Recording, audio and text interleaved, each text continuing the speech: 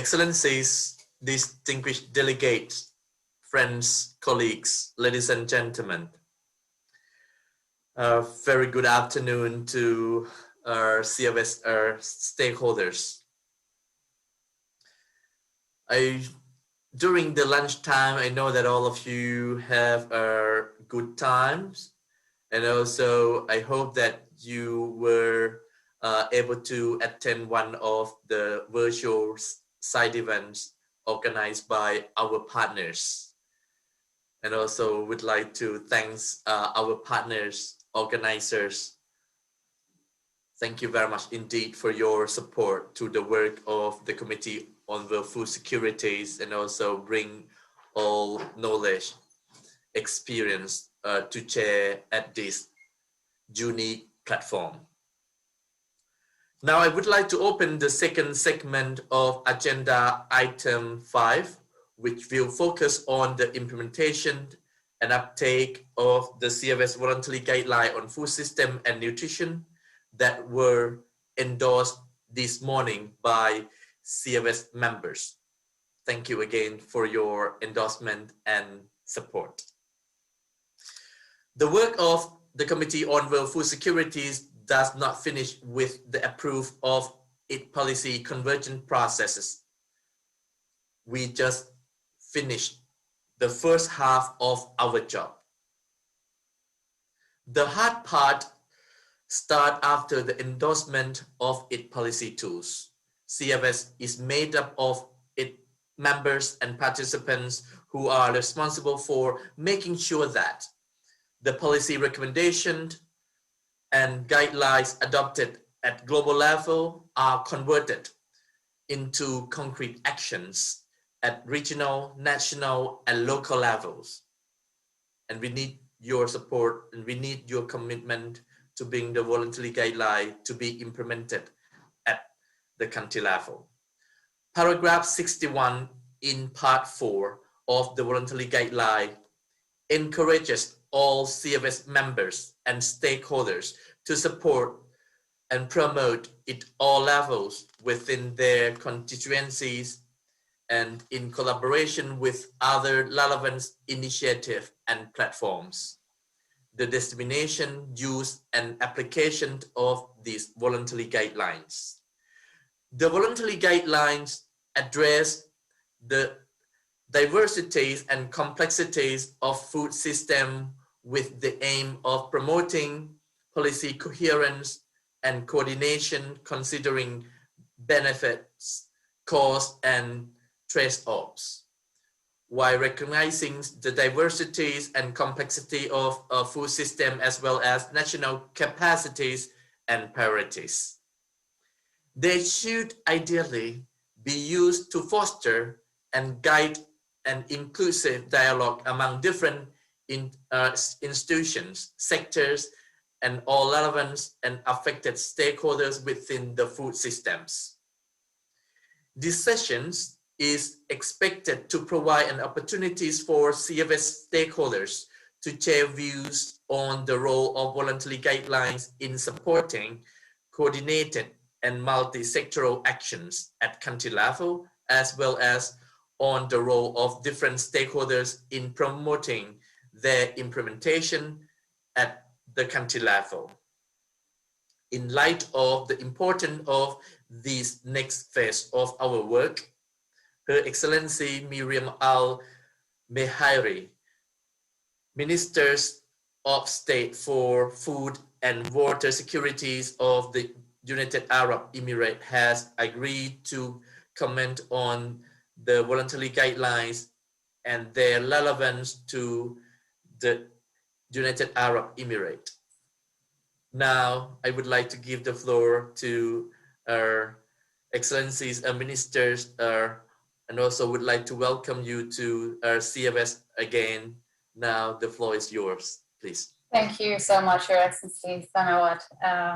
Ladies and gentlemen, friends of the CFS family, here it is late or early evening. I'm not sure, some of you it may be morning, so good evening, good morning, and good afternoon.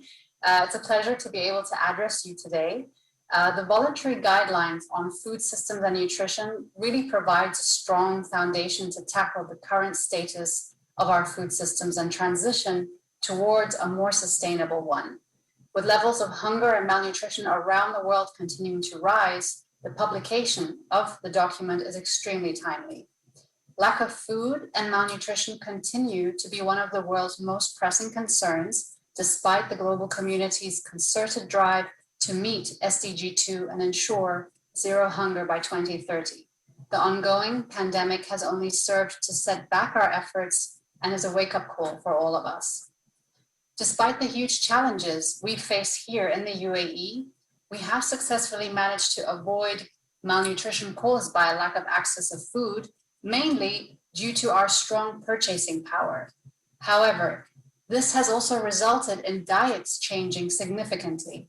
Similar with other developed countries, we are now experiencing high levels of obesity and other lifestyle conditions such as heart disease and diabetes. The National Food Security Strategy has specific targets. One of its key directions is to elevate food safety and improve nutritional intake with a target of reducing unhealthy food element consumption by 15% by the end of this year. To support this, the UAE has launched a number of initiatives designed to help consumers understand more about the foods that they should be eating for a healthy lifestyle. In August 2019, we introduced the nutritional labeling policy. Aligned with World Health Organization practice, the policy uses a traffic light system to provide consumers with comprehensive information to help them make better food choices when shopping. Later that year, in November 2019, the Food Security Office launched the National Nutritional Guidelines in conjunction with the Ministry of Health and Prevention. So we developed this in coordination with the World Health Organization, the Gulf Nutrition Committee, and other organizations. The new guidelines have been formulated to improve the nutritional status of the UAE community for a more sustainable and healthier future. And now with the voluntary guidelines, we will enhance these guidelines even more. We're also currently in the works of developing a plan to support a shift towards more sustainable diets. That's why I say again, these voluntary guidelines are here at a very good time to encourage our community on the benefits of a more kind of flexitarian diet. Biodiversity is highlighted in the voluntary guidelines as vital for ensuring food security, and the UAE is committed to pursuing this objective. Leading the way in this area is the International Center of Biocell and Agriculture, located here in Dubai in the UAE, which is promoting biodiversity through its research into crops that can thrive in marginal environments. Over the years, the center's work has benefited not only our national smallholder farmers, but thousands of smallholder farmers in the MENA region, as well as Africa and Central Asia, by helping them save freshwater resources, utilize saline soils, and improve their livelihoods. Another very important point mentioned in the guidelines is the empowerment of women and girls. The UAE is extremely forward-thinking in this area of social integration, with women occupying the highest levels of government. I am an example here as well. So as the Minister of State for Food and Water Security, an important aspect of my role sees me visiting girls and young women in schools and colleges, encouraging them to work hard in their STEM studies. In fact, I'm not sure, but I hope many of you saw, we celebrated a great success yesterday with the HOPE probe arriving in the orbit of Mars, and 80% of the science team in this project are women. So this was a great achievement for us and a great mark in history. As a final point among the many, the guidelines reiterate the interconnectivity between climate change, agriculture, diets, and nutrition, highlighting that the world's inefficient food systems both contribute to and are impacted by the planet's rising temperatures. The UAE is committed to transforming its food ecosystem, not only to increase domestic yield with fewer resources, but also to reduce the amount of greenhouse gases its agricultural sector releases into the atmosphere. By incorporating closed environment agriculture, CEAs, We plan to cut down on the use of water from energy-intensive desalination methods with a reduction of fertilizers and manures used in these systems, minimizing the levels of nitrogen released from soil. Our policies with the National Food Security Strategy, as well as the National Water Security Strategy 2036, will further aim to keep our greenhouse gas emissions to an absolute minimum as we transform our food systems to more sustainable ones. So, ladies and gentlemen, the UAE is committed to developing a productive and sustainable food system in the country, ensuring our food policies create a healthy population and using its expertise to assist others in their food security agendas. As an active and responsible global citizen, the UAE is committed to supporting the uptake of the voluntary guidelines on food systems and nutrition, and is keen to collaborate with relevant international and local stakeholders to continue to ensure a nutrition-secure population. Thank you so much, Your Excellency. Thank you. Thank you very much, Honorable Ministers, for your eloquent interventions and also for your commitment of being a regional champion for the implementations of the CFS voluntary guideline on food system and nutrition, and also other support that you gave to the work of the CFS. Thank you very much. Thank you. As I mentioned earlier, now we are in the virtual mode of the meeting, and that's why I also would like to encourage all the members and also participants to keep your camera on. At least we can see your face, and also we can see your smile, and also we can have interactions, and also we are connected.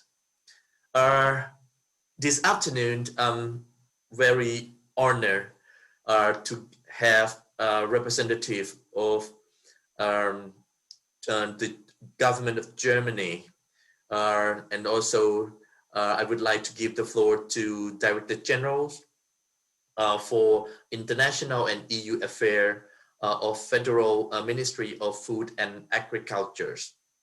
And now I would like to give the floor to our friends from Germany, please. Dear Ministers, dear Chairman Tianzin, dear Ambassador Housekeeping, Excellencies, ladies and gentlemen, I'm honored to deliver this statement on behalf of Federal Minister Klöckner. And best regards from Germany, where it's right now, it's pretty cold, sunny, and we have a lot of snow. In line with the endorsement by the EU and its member states, I congratulate the Committee on World Food Security on adopting the voluntary guidelines on food systems and nutrition. For more than 2 years, we have been working together intensely to finalize these guidelines. With the adoption of the voluntary guidelines by the CFS, we, as the global community, are sending out a strong signal with regard to sustainability with food systems and for achieving the Sustainable Development Goals by 2030. They are also a strong reaffirmation of a human rights-based approach to food security and nutrition, recalling the right to adequate food as the guiding principle of these guidelines. We have heard these past days that the world is off track to achieve SDG 2. Therefore, these guidelines play an important part in our future work, regionally, nationally, and internationally.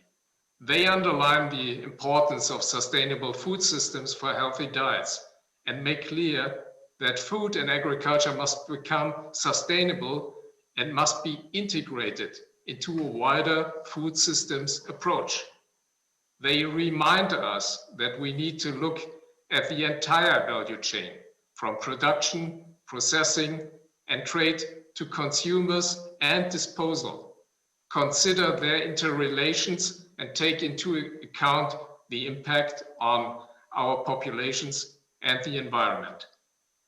We need to mainstream biodiversity, climate adaptation and mitigation across agricultural sectors, and integrate these aspects in all other food and agriculture policies. The CFS is a globally unique, inclusive body dedicated to urgent questions of food security and nutrition, in which civil society, private sector, academia, and governments work together closely in a cross-sectoral manner. This mutual exchange involving all stakeholders is of particular importance to Germany. It is essential to make sure that we take into account regional, cultural, and local specificities.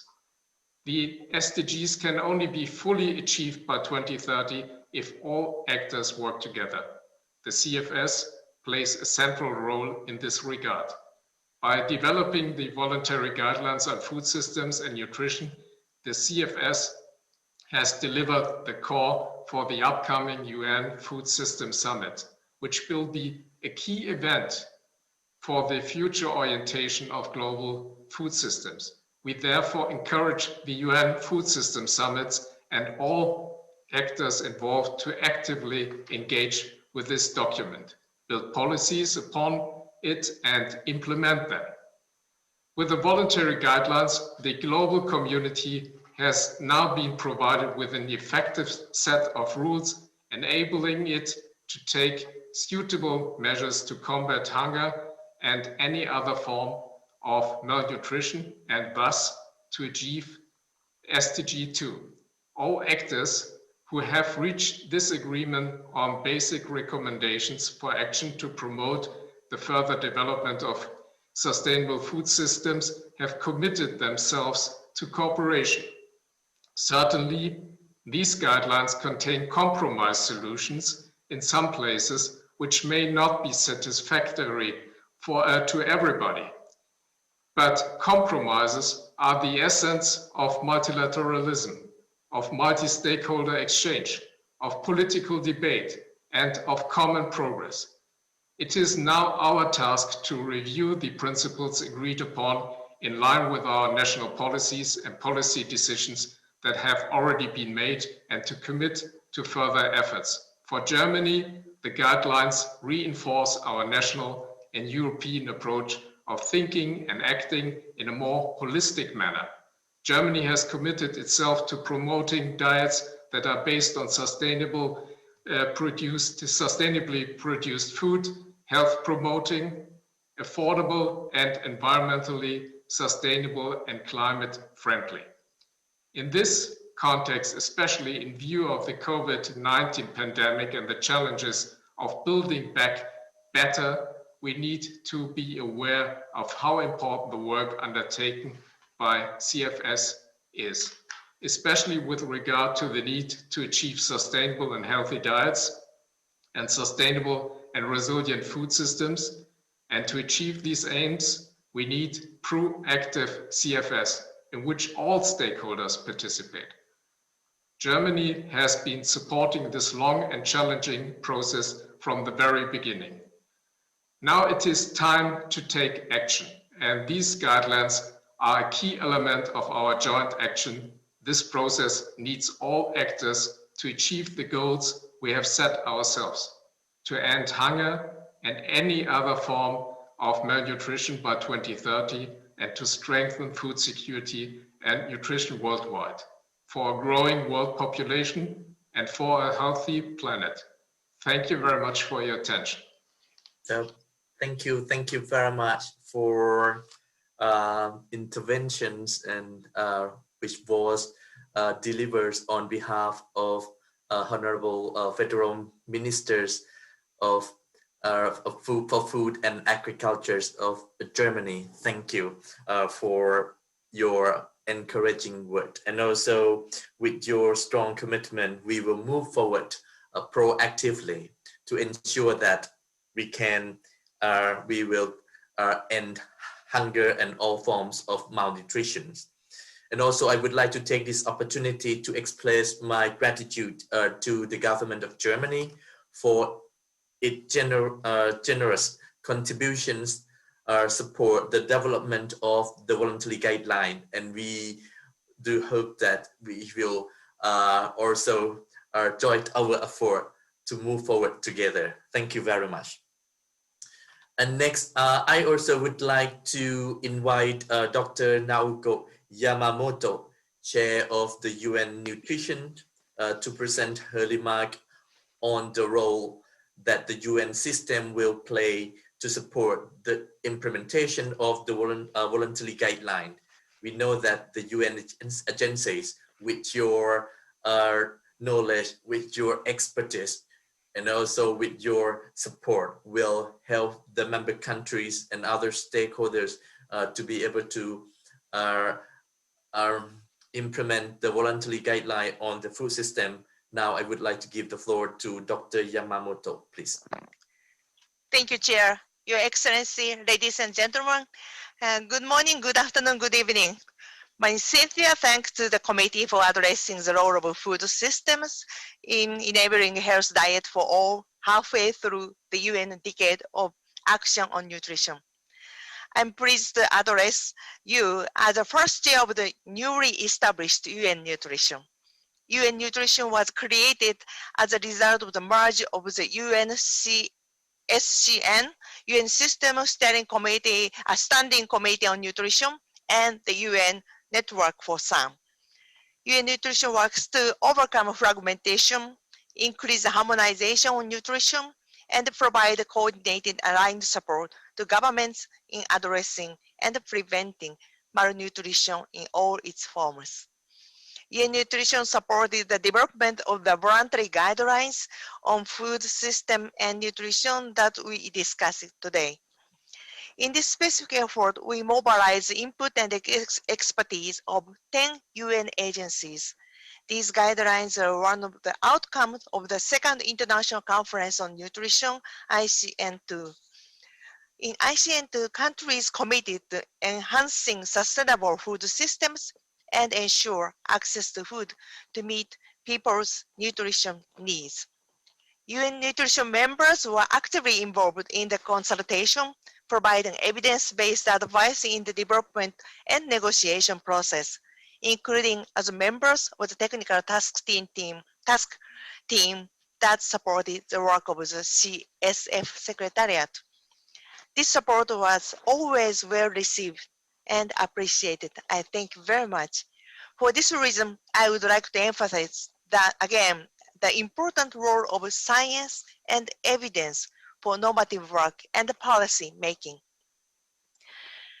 Good science and quality evidence ensure that we are giving governments and users the best choices for the health of the population and sustainability of the planet. Science and evidence are the backbone of the agreed intergovernmental outcomes of the ICN2, such as implementation of the Code on Marketing on Breast Milk Substitutes and subsequent WHA resolutions. It is of utmost importance that though these voluntary guidelines align with long-standing commitments made at the ICN2 to protect the nutrition and human rights of the most vulnerable groups in our societies, namely of infant and young children. Their health cannot be put on risk. UN Nutrition commends the work for developing these guidelines. They are the first of its kind to present holistic and comprehensive guidance for government to positively influence the evolution of food systems for better nutrition. We support their ambition to address the policy fragmentation across the food system, including its call for greater policy coherence also between agriculture, nutrition, health in line with Agenda 2030 and the SDG approach. UN Nutrition appreciates their important coordination and consideration of environment, social, and economic sustainability of a food system.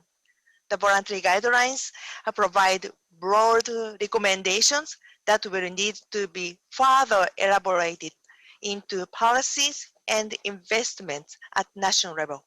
We encourage use of these guidelines in conjunction with specific science and evidence-based normative guidance from the specialized agencies constituting UN nutrition.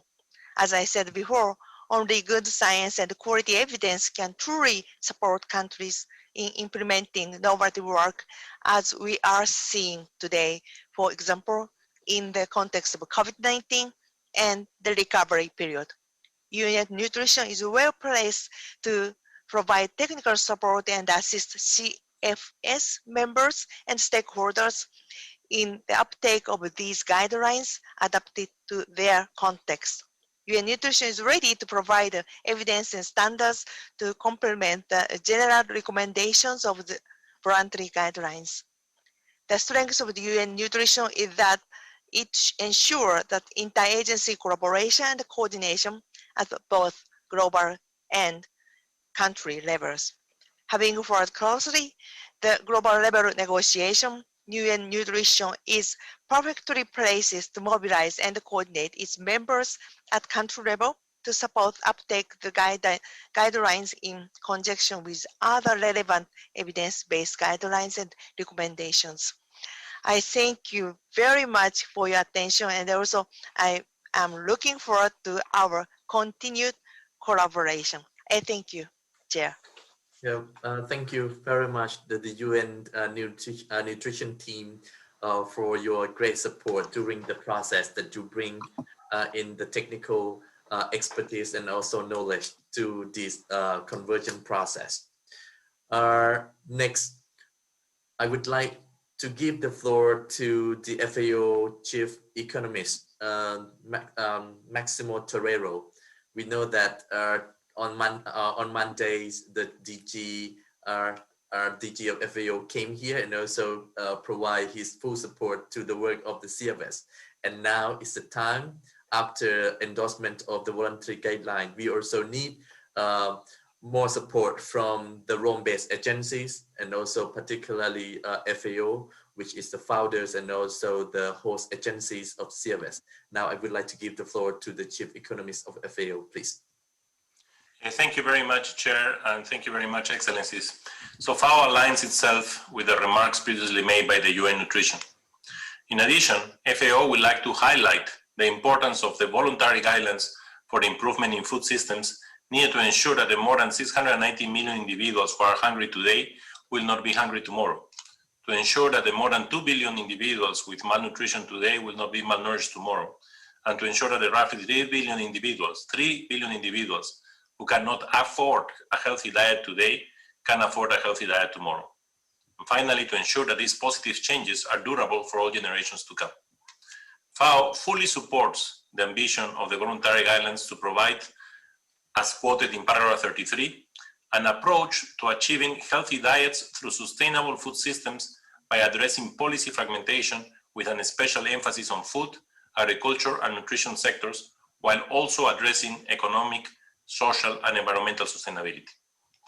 FAO appreciates the timeliness of the voluntary guidelines to support implementation of the UN Decade of Action on Nutrition by increasing the visibility, coordination, and effectiveness of policy and action across food systems for better nutrition, recognizing the interconnectedness with better environment, better production, and better lives.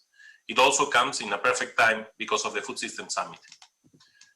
Recognizing that good nutrition starts with what we eat, and as the UN Specialized Agency in Food and Agriculture, FAO applauds the goal of the voluntary guidelines, as quoted in paragraph 30, to provide science and evidence-based guidance to help countries and other relevant stakeholders operationalize the ICN2 framework for action, and has been actively supporting throughout the process for the fruition of this goal.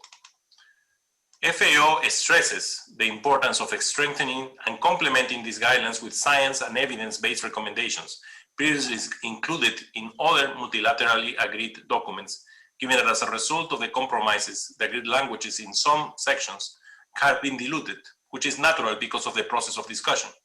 But despite this, we believe that we can make a big difference by complementing them with the science evidence that already exists there.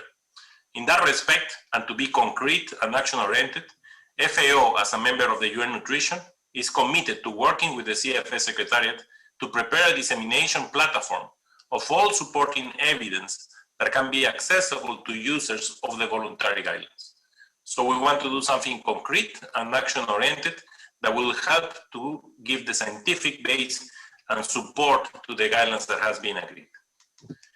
FAO encourages the use of the voluntary guidelines in conjunction with other specialized science and evidence-based standards, guidelines and recommendations that provide further explanation and detail for action. And FAO stands ready to support members in doing so. FAO congratulates the open-ended working group on nutrition for its commitment and effort to develop all members, but especially the most vulnerable, who look to the Committee on World Food Security for collaboration and leadership to drive the collective success of humanity. We need to work together to implement these guidelines and to bring as much science evidence we can to make this a success, because we don't have too much time left to do the agri-food system transformation that is needed. Thank you very much, Chair. Yeah, thank you very much, FAO, for your commitment and also continuous support to CFS. And together we can make better impact at the national and also at the global level. When we are talking about the investment and also operationalization of the voluntary guideline is very important, and that's why now I would like to give the floor to Dr. Mira Checa, global lead for nutrition at the World Bank. Now I give the floor to Dr. Checa, please. Now I give the floor to World Bank, please.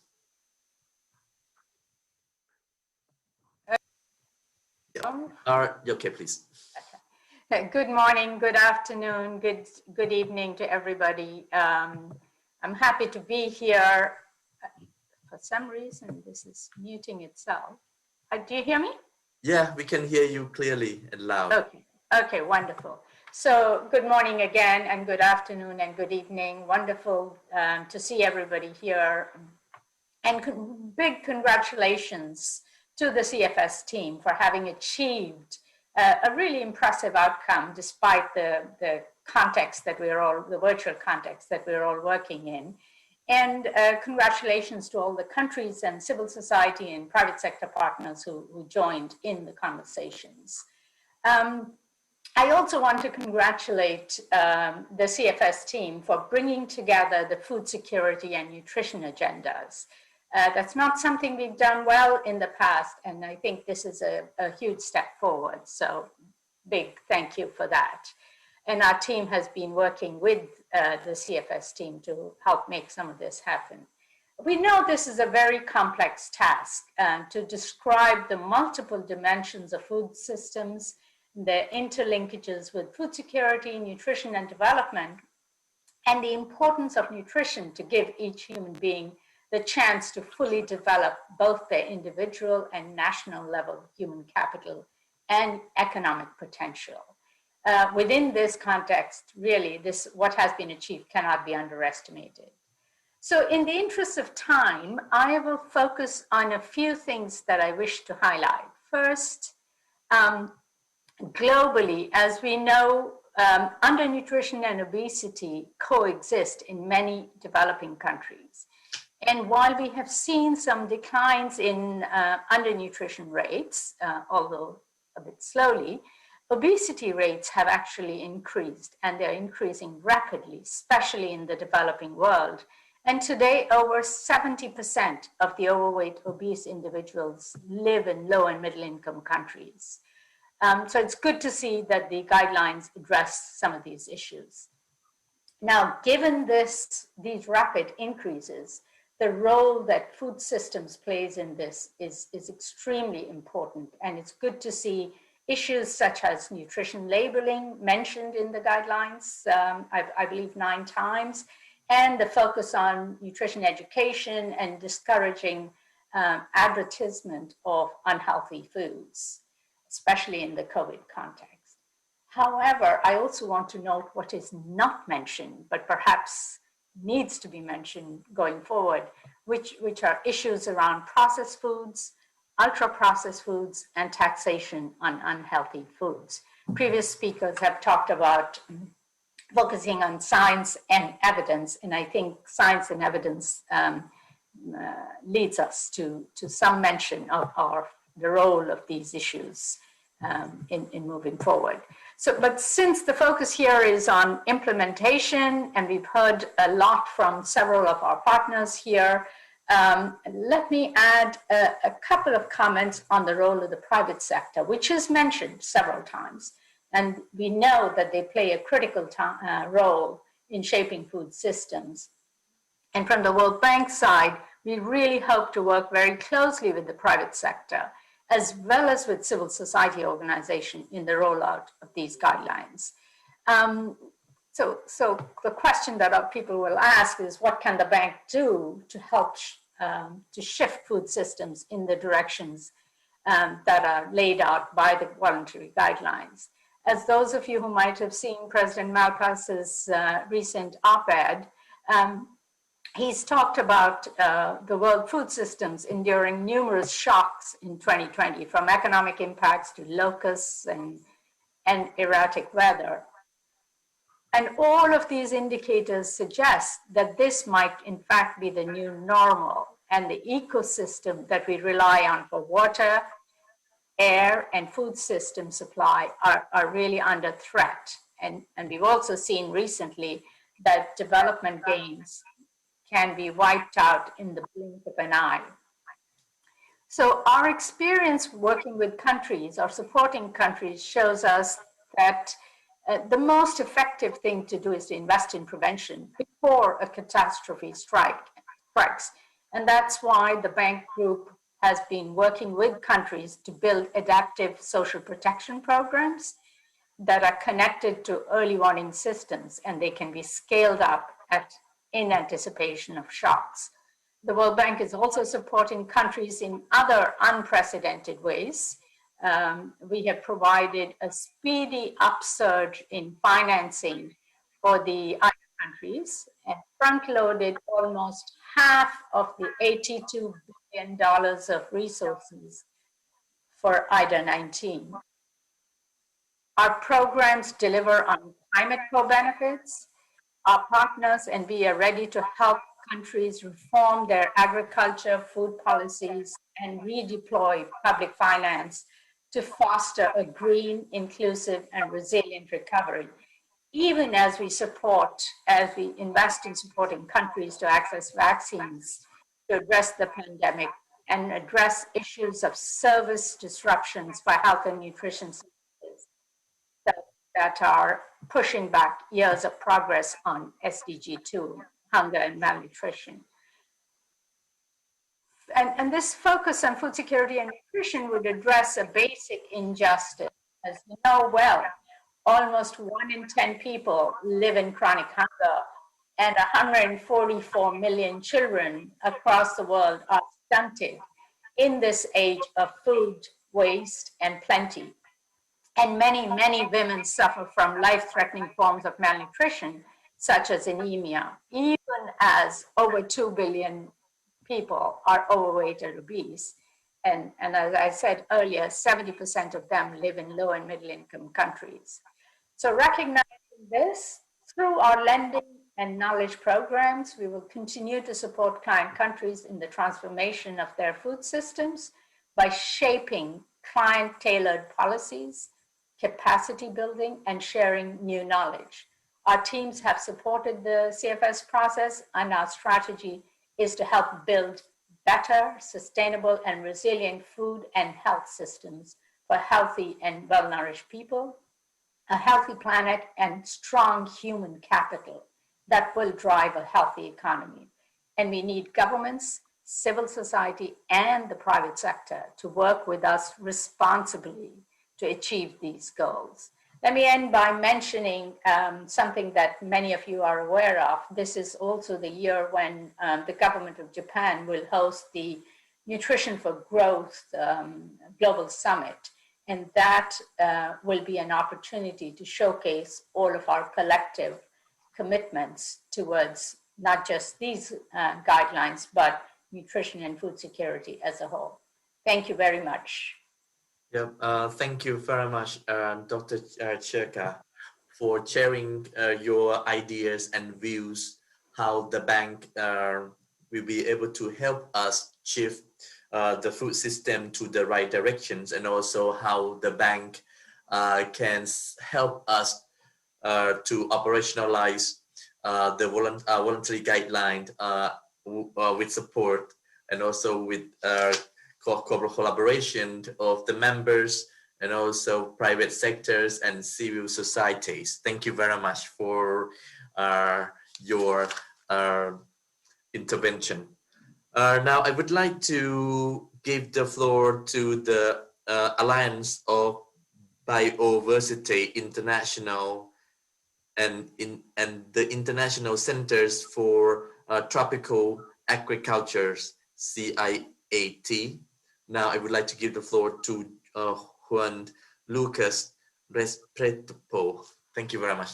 Now I give the floor to you. Thank you, Chair Tianxin, and good afternoon, morning and evening, ladies and gentlemen.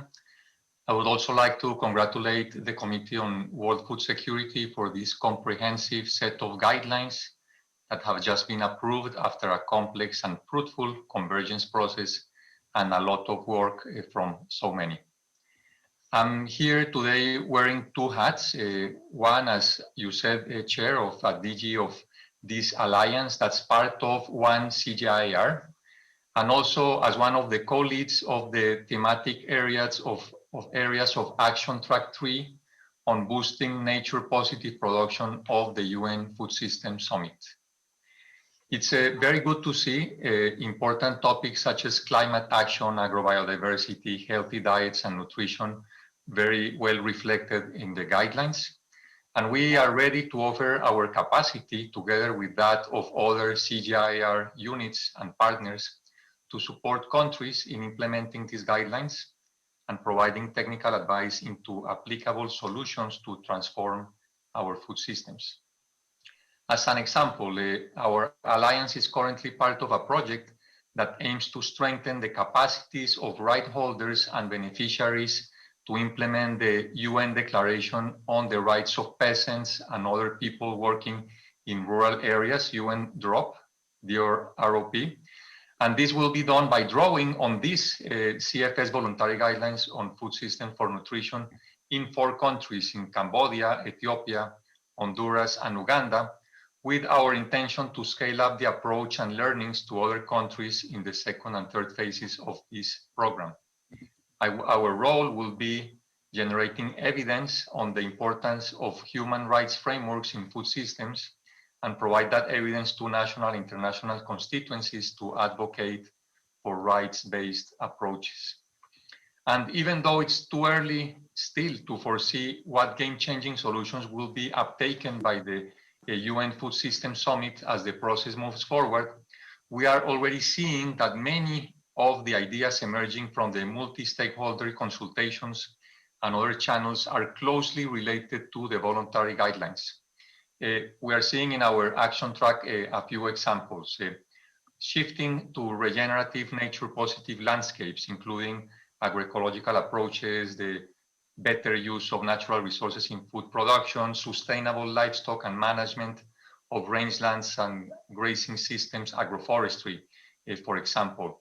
We are seeing, of course, climate adaptation and mitigation practices coming strongly, especially focusing on producers and across food supply chains. We're seeing that the interest in drawing on the power of agrobiodiversity to build sustainable and resilient food systems for production and nutritional outcomes. There are a lot of discussions on rethinking food governance at landscape level, building enabling environments to promote multi-sectoral coordination across health, agriculture, environment, acknowledging environmental services, for example, and last but not least, tackling food loss and waste within the farm and at the farm gate as a priority as well. In closing, these guidelines do not only lay out a list of priorities and concrete solutions for transforming our food systems, they also provide countries and other stakeholders with a clear roadmap for tackling the lock-ins to transform the food systems. They are a crucial instrument to inform the United Nations Food System Summit process and to help turn into action the commitments that will stem from it. Thank you very much for your attention. Over to you, Chair. Yeah, thank you very much, CIAT, for your commitment and also for your support. This year is very special because last year we just also have a meeting with WFP country teams to encourage them and also to inform them about the CFS products, how the WFP can bring the CFS products to be implemented at the country level. And that's why here I would like to give the opportunities to WFP to give a short remark, please. Thank you so much, Chair. I'm Alison Omenlawi. I'm the Director of Nutrition for the World Food Program. Very happy to be here, and greetings to Nayoko representing us in the UN Nutrition. Very appreciated. So WFP very much would like to concur with the statement made by UN Nutrition and stands very ready to support member states in implementing the guidelines by providing capacity building support and technical support in collaboration with other UN agencies. The voluntary guidelines are an important milestone towards ensuring food systems deliver healthy diets for all people within planetary boundaries, which is relevant in the lead up to the year's Food Systems Summit and critical for achieving Agenda 2030. However, the guidelines do need to be complemented by science and evidence-based normative guidance and policy recommendations and implemented with great ambition and speed if they are to deliver the changes that we all urgently want and need. WFP would like to commend the voluntary guidelines for highlighting the importance of sustainable food systems that are resilient to shocks, a critical factor in ensuring good nutrition for everyone, but particularly in humanitarian contexts. Even before the current global crisis, our food systems were failing to deliver healthy diets for billions of people.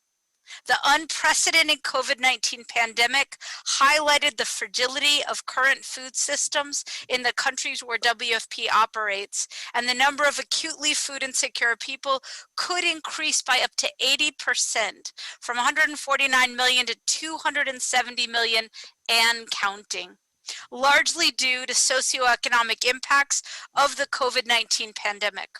Recent estimates show that without urgent action, COVID-19 could result in an additional 9.3 million wasted children and 2.6 million stunted children by 2022. These guidelines can support governments and shape the humanitarian response to the COVID-19 pandemic and build back better. By promoting the application of a nutrition lens to food systems, WFP supports the emphasis on strengthening the continuum of humanitarian and development efforts and calls on all stakeholders to further scale up actions across the humanitarian, development, and peace nexus to ensure good nutrition for all, especially those living in fragile and conflict-affected settings and humanitarian emergencies. Thank you very much, Chair. Yeah, thank you very much, WFP, for your support to the work of the Committee on World Food Securities. Thank you. Next, I would like to give the floor to WHO. Mr. Chair, distinguished delegates, thank you for the opportunity to take the floor, and good afternoon to all.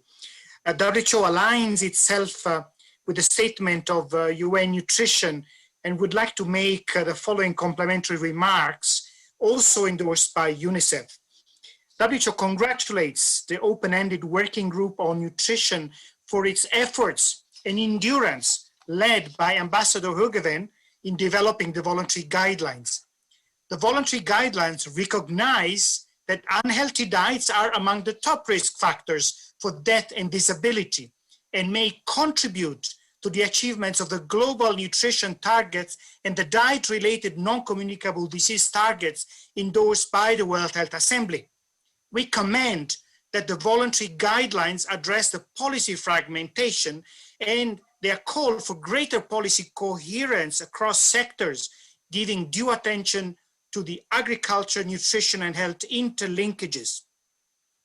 WHO praises the Committee on World Food Security for its ongoing dialogue with all actors, as it is required to ensure that food sector produces, transforms, and markets food that ensure affordable, healthy diets for all.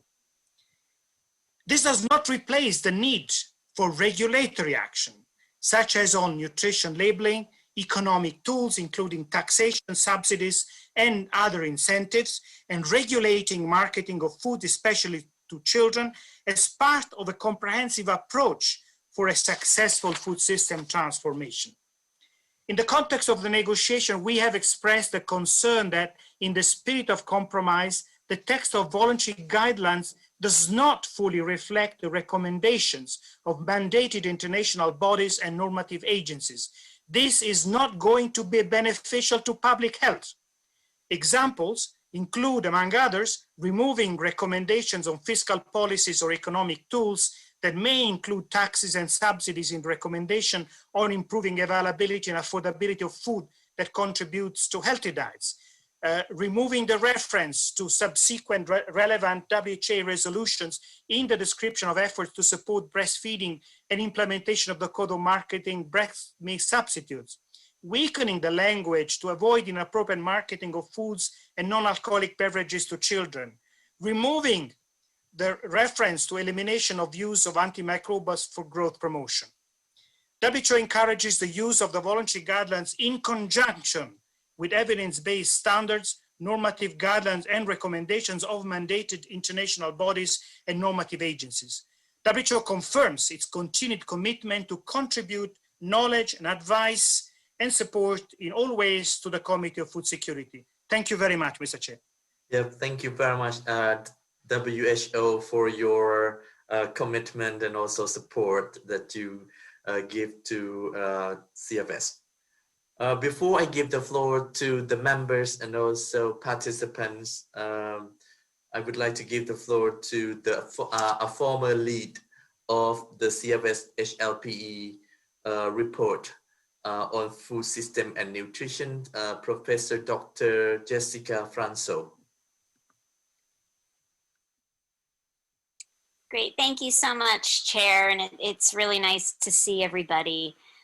I really appreciate you giving me the time to just reflect. So I started this process with the CFS and the high-level panel of experts 5 years ago, almost to the day, when I was asked to lead the high-level panel of experts report on food systems. And I learned some things along the way as an independent researcher. And I want to just highlight 5 things and then just bring in a little bit about the importance of data and evidence. The first is consensus and debate really matters. While it's painful and frustrating, it really does build understanding of different viewpoints. And I really appreciate the CFS allowing for that debate to occur. The second is language matters. You know, language helps unpack complexity and brings clarity. And there was a lot of debate about language in the voluntary guidelines, but I think, again, it was important to come to consensus on that. The third is timing matters. We have the UN Food Systems Summit. We have game changers. This is such a perfect time for you all to have endorsed the voluntary guidelines, and I commend you all for picking the perfect timing to endorse these at a moment when the world is looking at food systems as one of the most grand challenges that we need to deal with. The fourth is global cooperation matters. I think of food systems as a we are all in this together kind of problem. and for countries to look inward, for countries to not participate in multilateral cooperation and world order brings issues. And status quo is no longer an option. So it really is commendable to see this cooperation. And then context matters. How these guidelines are implemented will be crucial for the CFS to better understand their impact, the work that they do in realizing the voluntary guidelines. Everyone will be looking to see how these voluntary guidelines are implemented in countries, and that will make the biggest impact of how the CFS is viewed. But there's a lot of challenges. There's trade-offs, there's power imbalances, there's time constraints. We have a pandemic, and we have significant inequities that we're dealing with as these guidelines are implemented. And just speaking for the researchers and academics who work on food systems and gather evidence and data, we know that evidence can and bring wholesale changes to attitudes, political thought, and action, as the chair of the UN Nutrition had commented. We're in a time when facts, science, and evidence are under great scrutiny and even openly disregarded as suspect. So we in the research community need to stay the course and keep generating evidence. It's so important. And we can't be disheartened by the slow speed of change in policy and practice when the appropriate course of action is not clear to us. So we as the research community will do our best to communicate research findings and evidence to the wider world and to decision makers in government, business, and civil society. We know that you need evidence in digestible and accessible ways. And we as researchers need to learn to sit at policy dialogue tables, not set for us, but set for you, the users of the data and evidence. And I hope that you continue to engage with us, those of us who do generate the evidence and data, and work with us in realizing the voluntary guidelines in your countries.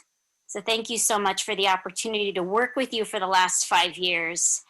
And I really look forward to seeing how they progress in the countries where we all work. Thank you so much. Yeah, thank you very much, Jessica, for sharing your views and also ideas about the timing. We have a perfect timings, and also we need to work together how to generate the evidence at the country level, and also we can share those evidence how we can improve and bring and build back better together. Now I would like to give the floor to the members that we would like to discuss on the implementation and also the uptake of the voluntary guideline and nutrition. I know that many countries have a lot of experience and also have a lot of new ideas and innovative approach how we can bring the voluntary guideline on food system and nutrition to be implemented at the local level, at the country level, to ensure that we can have a greater impact, and also to make sure that we can achieve the SDG as well. First, I would like to give the floor to Argentina, please. Muchas gracias, presidente, y estuve muy atento a todas las intervenciones de esta tarde. Esta mañana habíamos adelantado que habíamos recibido el documento negociado en español el día sábado y que lo habíamos mandado a nuestra capital para que ciertas cuestiones técnicas pudieran ser analizadas. Acabo de recibir un mensaje de mi capital, presidente, expresando que Argentina va a acompañar el consenso logrado, por lo cual simplemente quería hacerlo porque ese fue el compromiso que asumí con usted Así que haga de cuenta que también hice también el apoyo por aclamación, como usted lo sugirió esta mañana. Simplemente que por una cuestión formal recién lo puedo hacer ahora. Gracias, presidente. Yeah, thank you. Thank you very much, Argentina, for your support and also for your commitment. Thank you. Thank you. Next, I would like to give the floor to, I'm not sure that is there any other countries or other members who would like to take the floor? I see none. Otherwise, I will give the floor to CSM, please. CSM, please.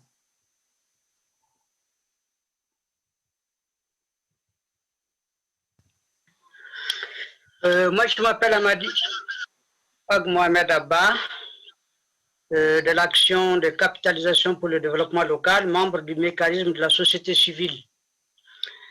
Tout d'abord, je voulais signaler que si jamais ma caméra s'éteint, il ne faut pas m'en vouloir, c'est dû à la qualité de la connexion. We see you. C'est dû à la qualité de la connexion. C'est pourquoi beaucoup de membres du mécanisme de la société civile ne peuvent pas allumer leur caméra. Il y a un problème de connexion. Donc, Monsieur le Président du CSA, Monsieur le Président du groupe de travail à composition non limitée, distingués délégués, Madame, Messieurs, bonsoir et bon après-midi. C'est avec honneur que le CSM vous remercie pour les efforts accomplis afin de faire du CSA une plateforme bien animée. L'occasion est toute bonne pour rappeler le courage remarquable des participants au processus de négociation, notamment de nos propres secteurs. Au Sahel, en Afrique, ma sous-région d'où je viens, il est observé qu'une crise humanitaire avec des besoins importants pour aider les populations affectées par des catastrophes naturelles et des conflits armés depuis plusieurs années. En raison des facteurs combinés d'effets des changements climatiques et de conflits armés, il convient de remarquer les efforts des petits producteurs du secteur primaire qui tentent de relever les défis d'adaptation au changement climatique pour satisfaire les besoins alimentaires afin de survivre. Ce contexte ne favorise pas les systèmes d'approvisionnement durable en aliments. Il influence par contre les habitudes alimentaires des populations autochtones, y compris les éleveurs nomades, dont l'alimentation est largement à base de produits d'origine animale. Qu'il s'agisse d'éleveurs nomades ou de producteurs de céréales, la reconversion est alors plus que nécessaire pour vivre dans un environnement difficile du fait de la persistance de l'insécurité et la fréquence des catastrophes naturelles. Tout ceci pour expliquer la rudesse des pratiques des populations pour survivre. Des programmes d'aide humanitaire sont mis en œuvre par les États et leurs acteurs partenaires sous forme de bons en nourriture ou d'argent cash au profit des groupes vulnérables dans les zones les plus exposées. Mais ces actions sont insuffisantes au regard du nombre de populations affectées par la crise. Le droit à l'alimentation est fondamental et en tant qu'outil de référence, les documents du CSA devraient permettre l'adéquation des décisions politiques et les pratiques d'acteurs, notamment les États et leurs partenaires sur le terrain, dont les organisations des paysans, les petits producteurs d'aliments et les exploitants de ressources naturelles pour la promotion des systèmes alimentaires sains et durables. Cependant, nous avons vu que le processus de directive volontaire sur les systèmes alimentaires et nutrition n'a pas répondu au but d'améliorer les conditions actuelles de vie des habitants de la planète et celles des générations futures. Au cours des dernières semaines de négociation des directives sur le système alimentaire et la nutrition, nous avons pressenti des positions rigides de certaines délégations et le rejet de nos propositions, bien qu'elles soient formulées dans un esprit de compromis. Nous manifestons ainsi notre étonnement à ce stade du processus car estimons que cette attitude décourage et limite la portée des directives et constitue un préjudice au principe de consensus et au succès des directives. Dans le cas du MC, nous ne pouvons pas nous prononcer de manière ferme sur ces directives avant d'organiser une consultation inclusive pour prendre une décision transparente et démocratique avec nos secteurs. nous observons que le processus de négociation des directives a répondu davantage au calendrier du sommet et non au mandat du CSA qui consacre le caractère d'inclusivité de cet espace. En tant qu'MC, nous demandons donc, est-ce que ce consensus fictionnel n'aurait-il pas réduit les standards du document? Est-ce que celui-ci donne réellement des orientations vers des systèmes alimentaires sains, équitables et en harmonie avec le réseau de vie de la planète? Où est la vision collective et la stratégie pour répondre à la conjoncture de la crise actuelle? Nous voulons élargir et partager ces réflexions avec les membres présents aujourd'hui. Notamment, nous encourageons les représentants des pays les plus touchés par les inégalités globales, la faim et la crise environnementale à se joindre à ces questionnements. Ces directives nous bénéficieront-elles réellement? Nous bénéficieront-elles réellement? Ce matin, plusieurs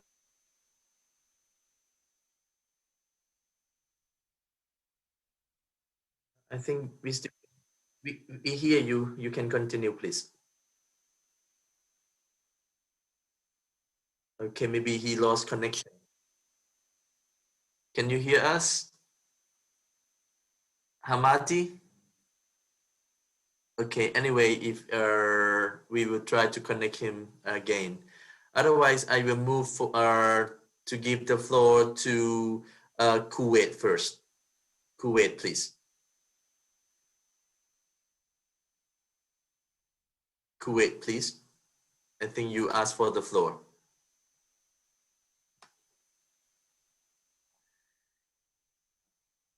Kuwait. Okay, we don't get Kuwait. Otherwise, I give the floor to CGIAR, please. Thank you, Chair. I'm speaking as CGIAR, but also as a member of the advisory group of CFS. And therefore, of course, I align myself very much with Jessica Fanzo's comments about the importance of evidence-based data as we move to country policies.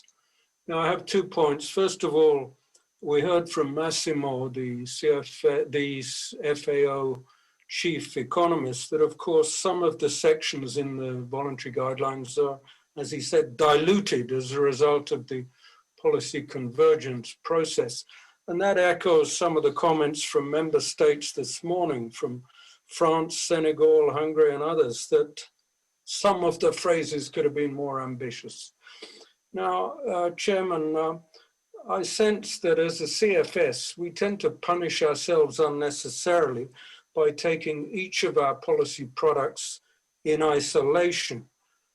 And of course, as the US pointed out, even in paragraph 40 of these voluntary guidelines, these should be viewed as building on the complementary work of other UN and international bodies, and as WHO just says, also normative agencies.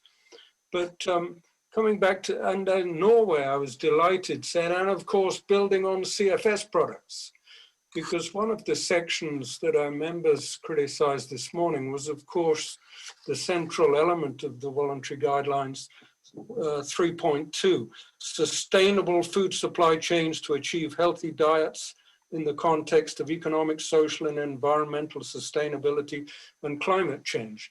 Now, of course, then there's 3 pages, which Maximo correctly says seem a bit diluted. But please remember, colleagues, we have a parallel convergence process on agroecology and on other innovative processes for food security and nutrition. And that policy convergence will start again next month.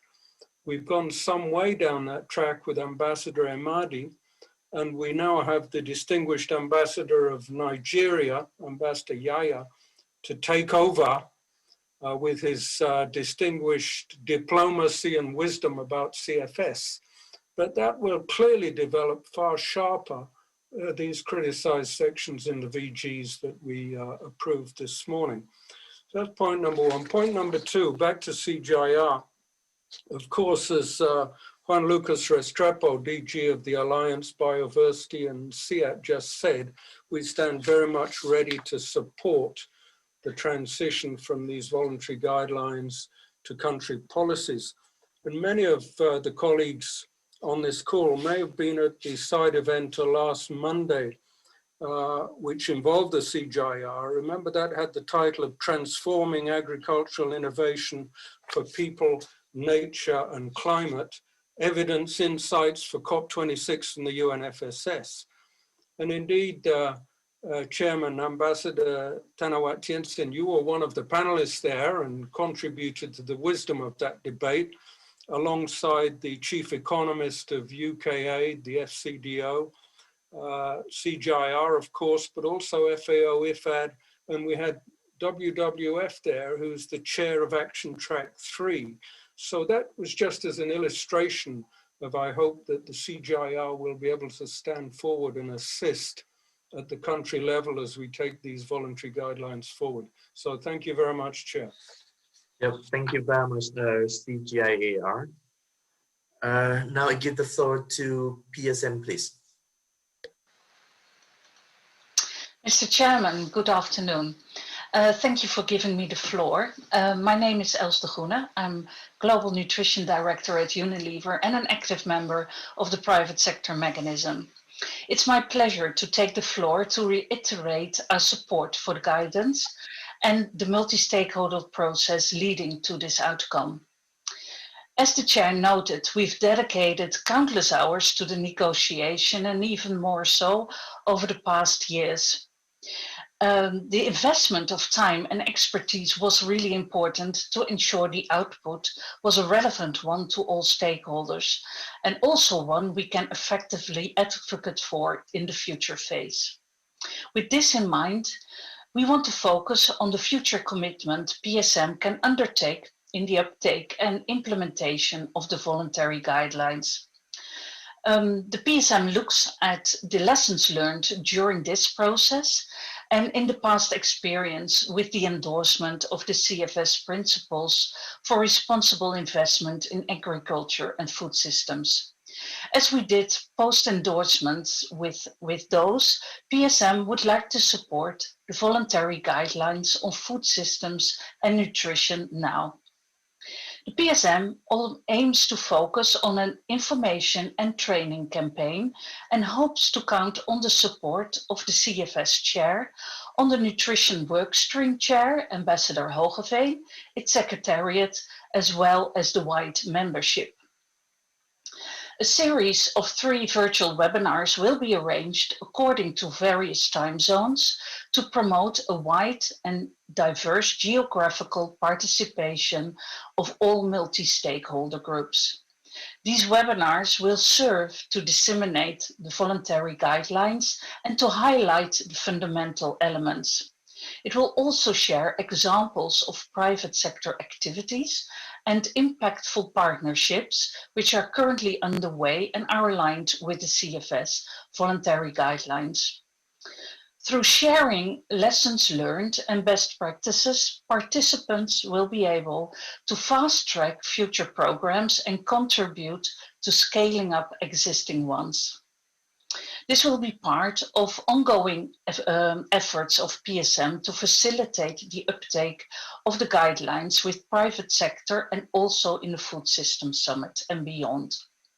In parallel, the PSM continues to strive towards active participation of its broad constituency group regarding representing the entire value chain at the UN Committee of Food Security. So from farmers to input providers, cooperatives, processors, small and medium enterprises, food manufacturers and more, with the national food system dialogues leading to the UN Food Systems Summit. Mr. Chairman, again, let us provide our sincere thanks for helping us arrive at this point today. Thank you. Yeah, thank you very much, PSM. Now I would like to give the floor back to our colleague from CSM. CSM, please. Mahadi, can you hear me? Oui, merci. Oui. Yeah. Oui, merci, Président, de m'avoir donné la parole pour achever ma déclaration. Donc, je disais ce matin, plusieurs intervenants ont fait des observations et remarques en lien avec la pertinence du texte des directives en faveur des droits de l'homme et les principes d'inclusivité. Donc, le CSM soutient ces déclarations, notamment l'approche droits de l'homme prônée par la Norvège et l'approche d'agroécologie avec les systèmes alimentaires territoriaux prônés par l'Espagne, le groupe Afrique, etc. Nous remercions également les représentants du Bureau du Haut Commissariat aux droits de l'homme pour son intervention de ce matin. Nous rappelons également, nous manifestons également notre satisfaction par rapport à la position des États-Unis pour son soutien à la Déclaration des Nations Unies sur les droits des peuples autochtones et sur les principes du consentement libre et éclairé. Face au résultat final de cette journée et suite aux interventions que nous avons écoutées ce matin, nous avons effectivement constaté une certaine inégalité en termes de mécontentement. Ce mécontentement devrait être dûment reflété dans le rapport final de la 47e session plénière du CSA. Nous constatons également qu'un certain nombre de pays n'ont pas approuvé les lignes directives. Enfin, Monsieur le Président, nos petits producteurs continueront à s'engager pour que le CSA puisse apprendre de cette dure leçon et puisse surpasser et gagner ce challenge en stimulant à travers ces futurs documents des comportements nouveaux, socialement, économiquement et environnementalement acceptables sans compromettre l'avenir des futures générations et que cette dynamique à l'échelle mondiale soit dupliquée au niveau de chaque pays. Merci le Président pour votre indulgence qui m'a permis d'achever ma déclaration. Merci. Thank you very much, CSM, for your statement. Now I have no any hands raised. Perhaps now I can close this session. And next, may I ask Secretariat to show the draft decision on the screen. And I would like to ask the members for your considerations to endorse this draft decision. Secretariat, you can show the draft decision on the screen, please.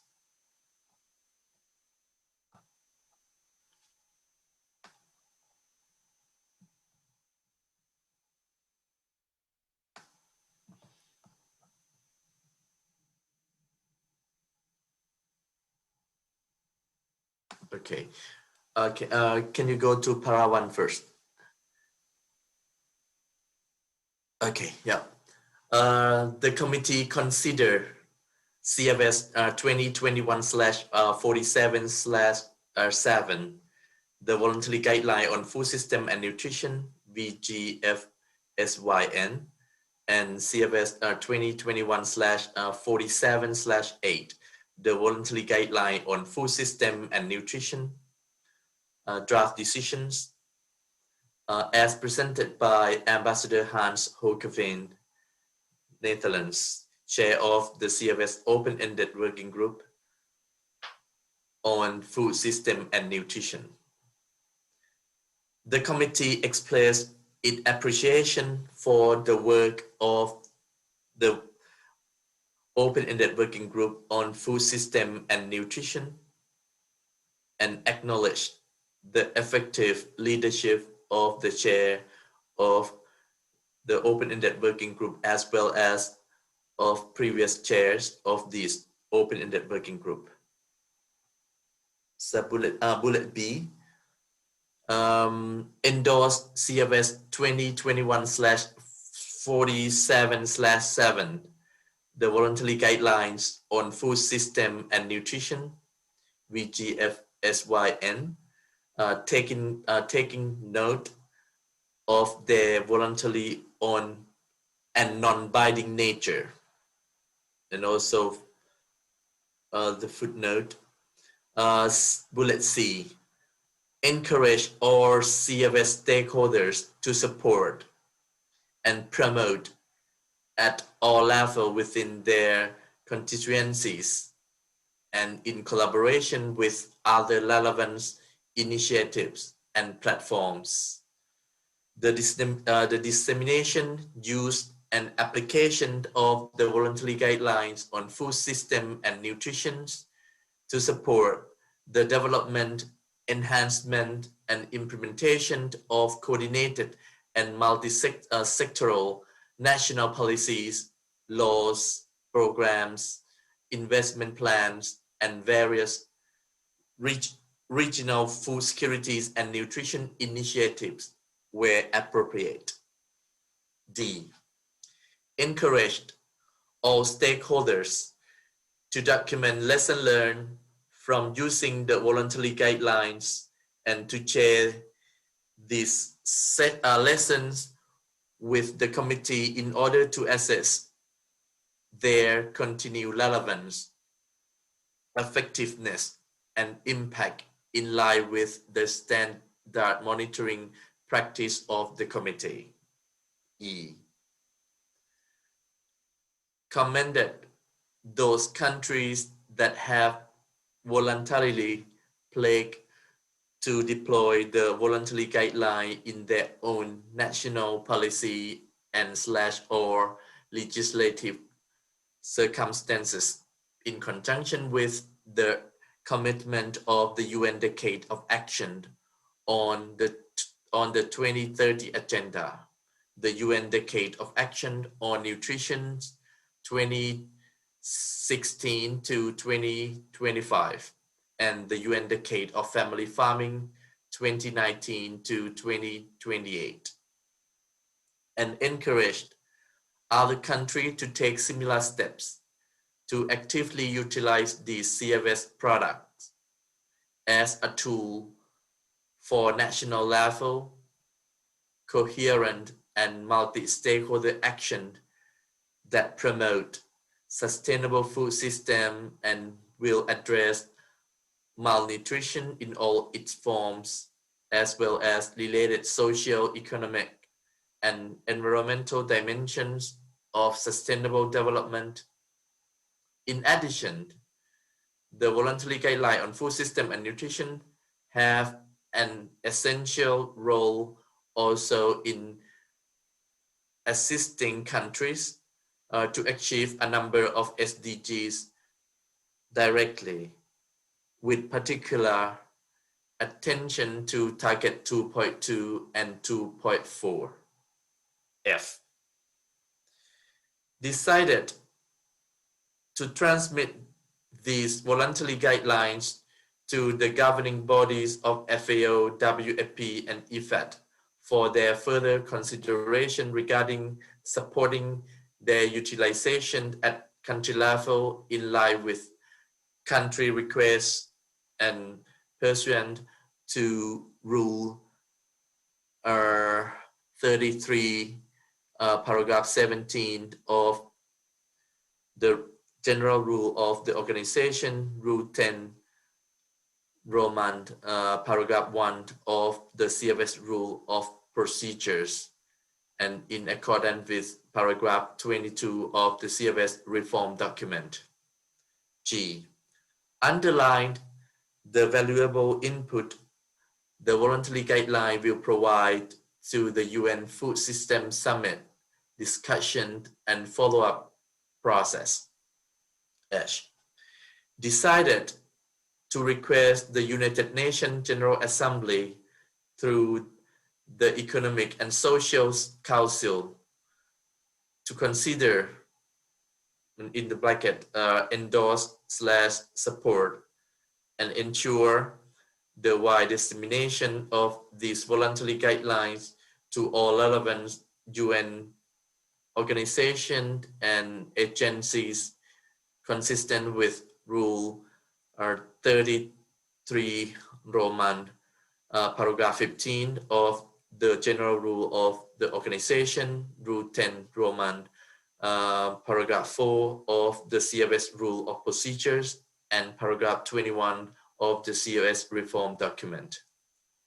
bullet I, agreed to include these voluntary guidelines in the global strategic framework for food securities and nutrition, GSF.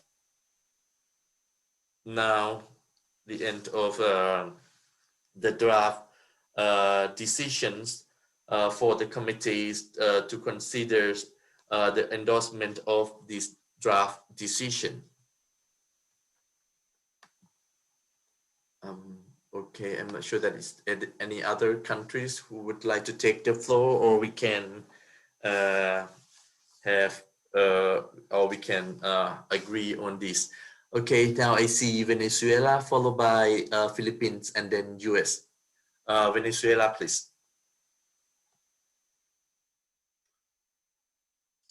Gracias, presidente. No estamos de acuerdo con que se coloque como notas al pie de página en este informe de conclusiones argumentos que aluden exclusivamente a la política exterior de un país. Ello nos pondría en un desequilibrio muy negativo con otras delegaciones en este comité.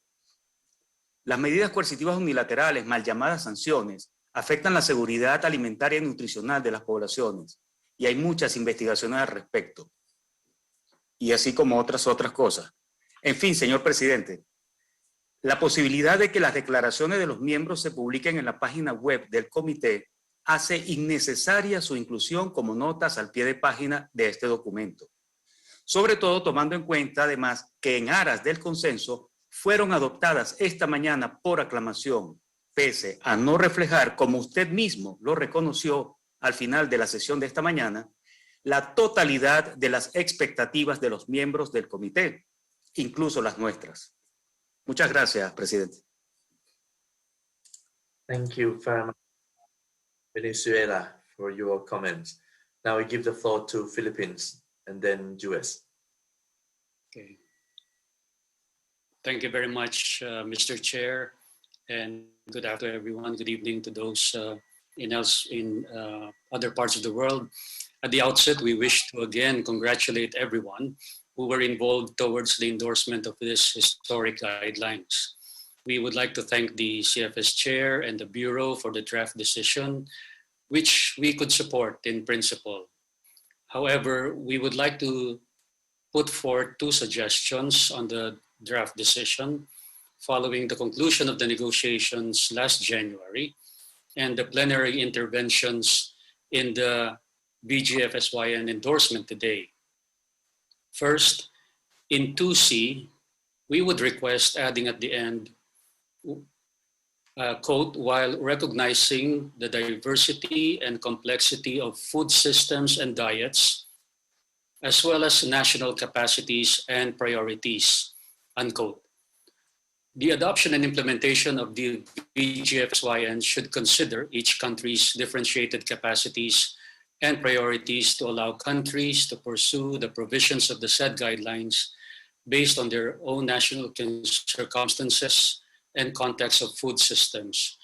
This concept is reflected in a number of paragraphs in the BGFSYN, such as on paragraphs 21 and 24, and was widely mentioned during the interventions of members and other participants and stakeholders this morning. Second, after 2E, we would request adding a paragraph, quote, emphasize the need to accelerate and scale up actions to enhance the resilience and adaptive capacity of food systems, including through the mobilization of resources, as well as capacity building and transfer of technologies to developing countries, unquote. As many of us are aware, this is a language from para 41 of the 2030 agenda and has also been included in para 65 of the BGFSYN, which will be important to highlight in this decision.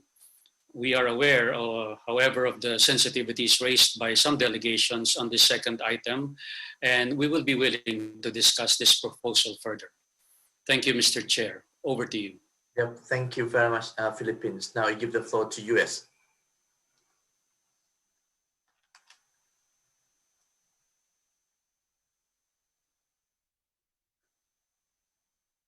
US, please. Thank you. On the footnote, we would like to go a little bit further.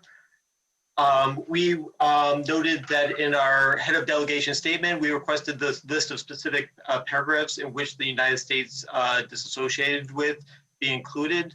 So we'd ask that it includes paragraphs 44, 45, 65, 66, 311C, 331A, and 314A to be included so that we can have this explicitly here when it notes the endorsement.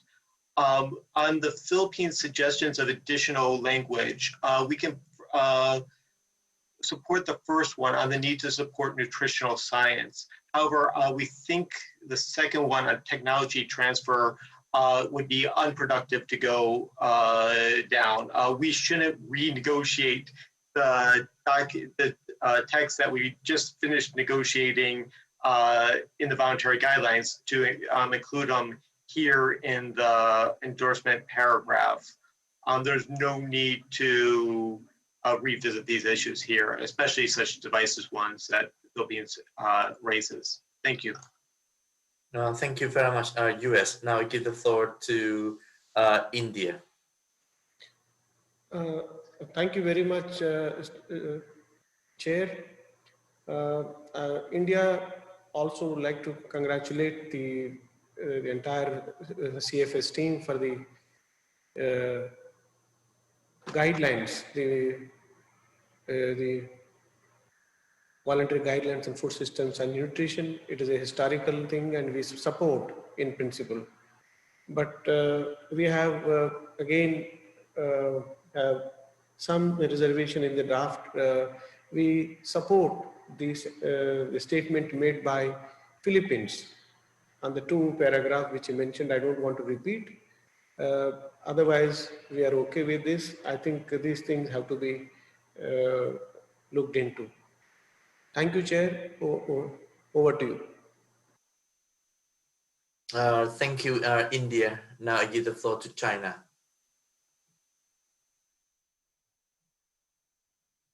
感谢主席，我们支持丁同事的2个提案，同时我们也听取了刚才美国同事对于第2点发表的反对意见。在这里，作为一直参与这个整个自愿准则谈判的这位一个忠实的成员来说，我们想跟大家解释的是，原来的这个案文里边就是曾经引用过2030议程的第41段，而且2030议程已经是在纽约我们达成了一致意见，在国家的元首都已经达成一致的意见情况下形成了这么一个文件。当时是美国代表是作为唯一一个代表坚持要取消掉的，即使在外文中加入了很多的说，在多边同意和双边共同意愿尊重大家共同意愿的情况下，才通过这个才引用这么41段的情况下，美国代表仍然坚持反对。所以我们第一，我们想表达对菲律宾同事提案的支持。如果有个别的国家反对，我们也可以用类似的方法在角注里面标明出来，比如说是哪个国家具体出于什么样的原因反对，哪些国家它是不同意向发展中国家进行技术和相关的转移的，即使是在双边和多边都同意的情况下。谢谢主席。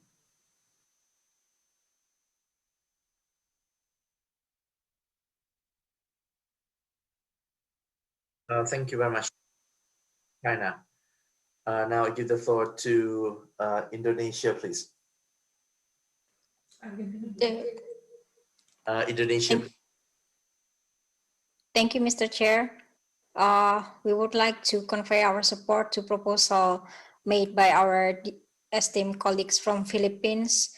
We are of the view that it is very important to acknowledge national priority and capacity in this guideline. Thank you and over.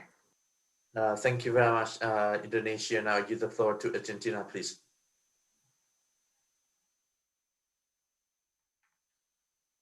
Gracias, presidente. Después de haber escuchado a mi estimado colega de Filipinas y en sintonía con los otros colegas que se expresaron en el mismo sentido, no podemos menos que respaldar absolutamente lo planteado por el colega de Filipinas. Gracias, presidente. Thank you, Argentina. Now I give the floor to Brazil, please. Thank you, Mr. Chair. Mr. Chair, I have two comments. The first one is a formal comment. If we could please scroll up to paragraph 2. Yes, we are referring to two documents there, Chair. The first one are the guidelines themselves, but which is perfect. The second one, Chair, I believe from the document I have, it is these very same documents that we have on our screen. So I would just comment on that and ask for clarification if these would be the correct practice. In our view, we understand the second mention would not be necessary, but this is a mere formal question, Chair. Secondly, Chair, we would like to add our voice in supporting the Philippines for their suggestions to paragraph 2C and 2D. Thank you very much, Mr. Chair. Okay, thank you, Brazil. I think it's 2C and 2E, not D. Yeah, thank you very much. Now I give the floor to CSM, please. Muchas gracias, señor presidente.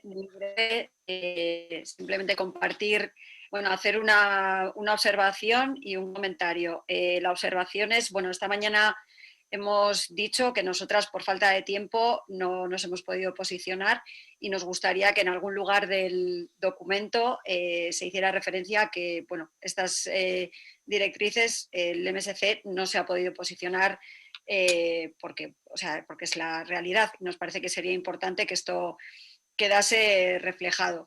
Igualmente pedimos una aclaración porque esta mañana también, al igual que nos ha sucedido a nosotras por falta de tiempo, ha habido otros países. Argentina, por ejemplo, ya ha aclarado su posición, está claro que ha refrendado las directrices, pero Suiza, por ejemplo, esta mañana también dijo que no había tenido tiempo. No sabemos si también lo ha hecho, a lo mejor no lo hemos escuchado y demás, digo, porque parece que se está dando por hecho que todos los países ya han respondido y nosotras al menos no lo hemos escuchado. Y por último, si me permiten el comentario, bueno, es interesante ver cómo lo que no se ha conseguido en las directrices se intenta conseguir en este documento. La verdad es que nos deja bastante perplejas los intentos que está habiendo a última hora de intentar colar aspectos que no se han conseguido en las directrices. Si nos permiten el comentario como partes más vulnerables de todo lo que está pasando. Muchas gracias.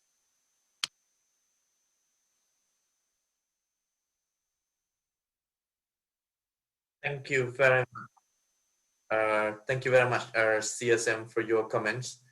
Now I have no hand raised. We will do the same practice that we did yesterday. We will have a 10-minute or 15-minute break, and then Chair will come back with the new proposal for your reviews. If we cannot reach the consensus, I will open the floor to all of you to have the drafting exercise together. Now I see Portugal and US, please. Thank you, Mr. Chair, for your indulgence and for giving us the floor this afternoon. Good afternoon to you and good afternoon to all the colleagues. Yes, we see with a bit concern that we are reopening the discussion we held during the last 3 sessions of the open-ended working group. So with your indulgence, sir, considering what we have on the table, I think that we should avoid to enter in a new discussion on substantive matters. I echo what has been said by the CSM right now, that it seems that we are not satisfied and we are opening the debate. So I think we should, since we get this point and we get this situation, I beg for your leadership and for your guidance and try to go ahead and avoid opening the text. And in a way, express and include the concerns of the members in a way that can be acceptable for all the people. And from our side, of course, we are not ready to reopen the discussions that with so much effort and after so many hours, we finally reached last week. So, Chair, we are asking for your leadership and your guidance, and please guide us for a good outcome of this meeting. Thank you very much, Chair, and over to you.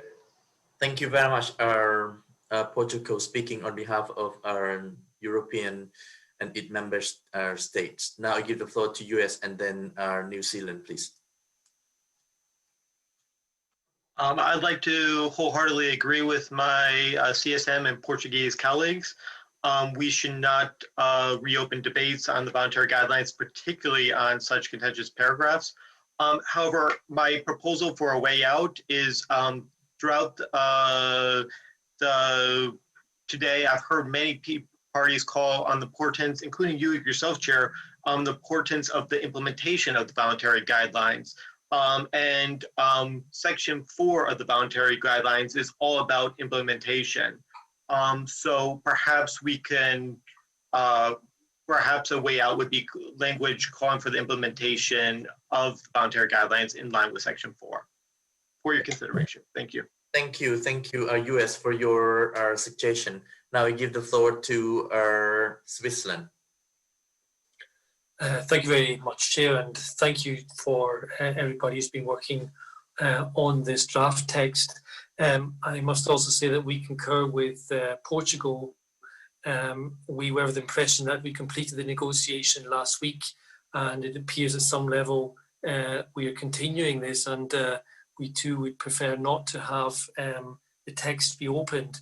Now, in that spirit, if we just go quickly to paragraph 3H, in reference to ECOSOC, there are still in brackets two alternatives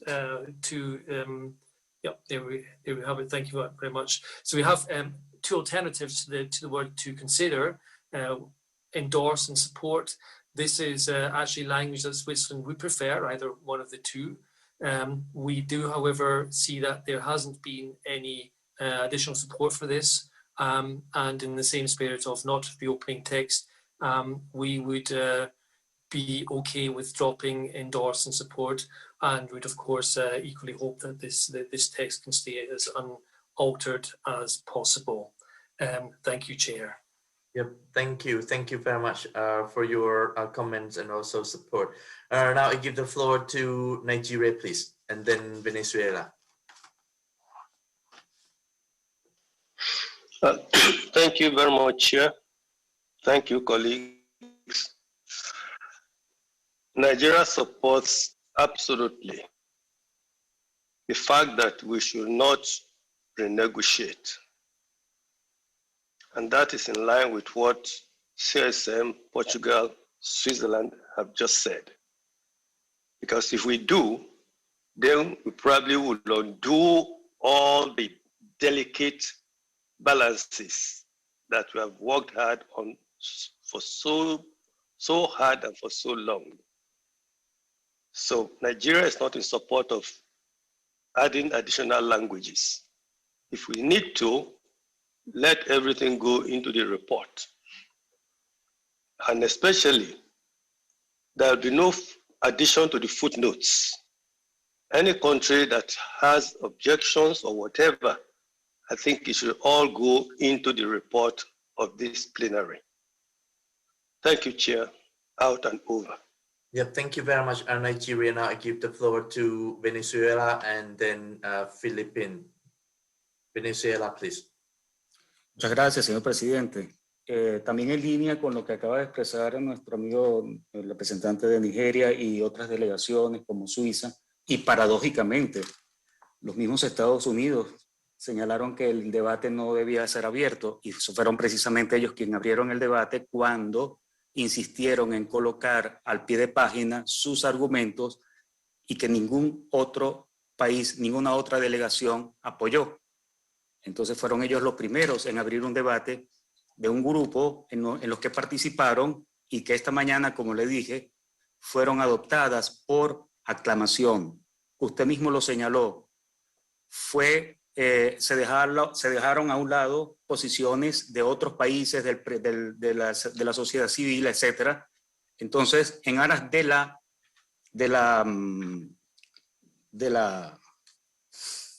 del consenso, tenemos este documento que se presentó esta mañana y que lo adoptamos por aclamación. Entonces insistimos, así como acaba de decir nuestro amigo de Nigeria, que no tenga notas al pie de página, como dijimos hace un rato. Muchas gracias. Además, hay que considerar que son voluntarias, ¿no?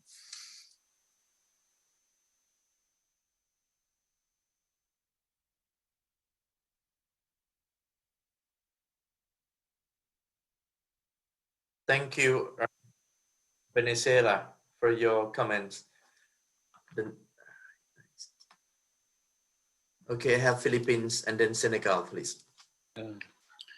Thank you, Mr. Chair. And we would like to thank all of those who have provided comments, especially on our proposals and the support that we gathered. It seems that we're having this double standard also on how we are going to conclude on the draft decisions and documents in this plenary, in this CFS 47. If there's not going to be any change, we would also, like Venezuela has mentioned, not entertain any change to what if they're saying that this has been negotiated. However, considering that there has been discussions and very substantial ones in the plenary this morning, and there, in particular, in their first proposal, there is really a lot of delegations who have mentioned the diversity of food systems, diets, and the capacities and context of national circumstances. I think it would merit being included here. And also, even I recall in the discussion in the previous draft decisions, even if there has been a draft like that or prepared for us, there's still, we can still make amendments to it. So we would insist on that, and if members have some modifications, and we also appreciate the constructive suggestion by the US. If we can find a way on how to come into compromise, we would entertain that. We will be very reasonable. But to say that this is already final, no reopening, we don't think we could go along with that. Thank you. Yep, thank you very much, Philippines and then Senegal. Merci beaucoup, Monsieur le Président. J'aimerais abonder dans le même sens que l'ambassadeur du Nigeria, ainsi que mes collègues de la Suisse et des autres pays, pour appeler à éviter à tout prix d'avoir à rouvrir le document pour des négociations sur des parties. Effectivement, si on le fait, je ne sais pas où on va en finir ce soir. Nous avons beaucoup de choses que nous voudrions réviser. Tout le monde a plein de choses qu'il voudrait réviser dans ce document. Donc, évitons de rentrer dans ce sens-là parce que sinon, on va vraiment avoir beaucoup de choses à discuter. Donc, j'en appelle en tout cas, à trouver d'autres formules pour pouvoir adopter une bonne fois pour tout ce document sans avoir à le rouvrir. Merci beaucoup, Monsieur le Président.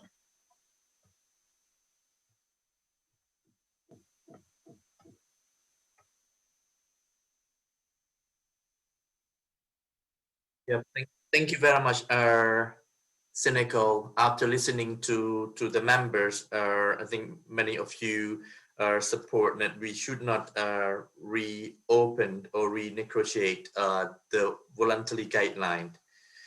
But anyway, for the draft decisions, we are taking note all of your comments, and then after this we will have 10-minute break, and after that, Chair will give you a new proposal after listening to all of you and for your reviews.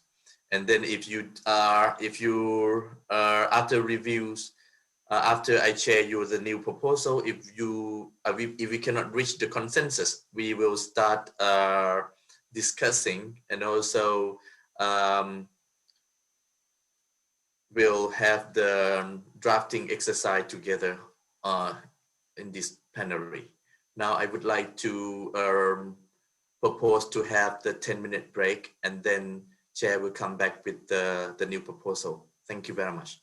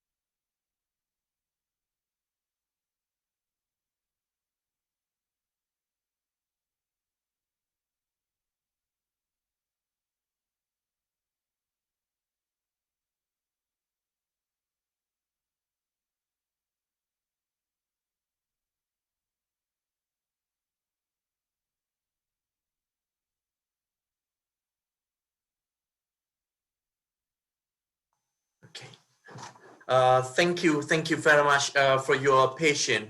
Now we're back with the new proposal after listening to all of you. First of all, I would like to give you a brief clarification. This morning, the voluntary guideline is endorsed by exclamations, and also for this afternoon, we just only discussed the draft decision. And after, in the previous sessions, we have heard 3 issues from the members. The first one is about our footnotes. And the second point is raised by our distinguished colleague from Philippines on 2C and also E, which actually the first one about the bullet. I would like to propose to the plenary. The bullet, for the bullet, we will put it on the first part of the report in the organizational matters.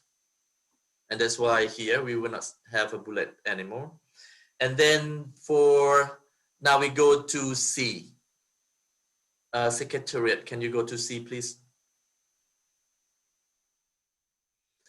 For C, after listening to our colleagues from Philippines, and also we would like to propose to you that at the end of this bullet point, we will put comma in accordance with paragraph 61 of the voluntary guideline, which actually the para 61 is talking about, let's say it's about to support and promote at all levels for the implementation of this voluntary guideline. And then we go to bullet E. In bullet E here, we propose to put the text after sustainable development, comma, in accordance with para 65 of the voluntary guidelines. I hope that this will satisfy your. Now I give the floor to the members.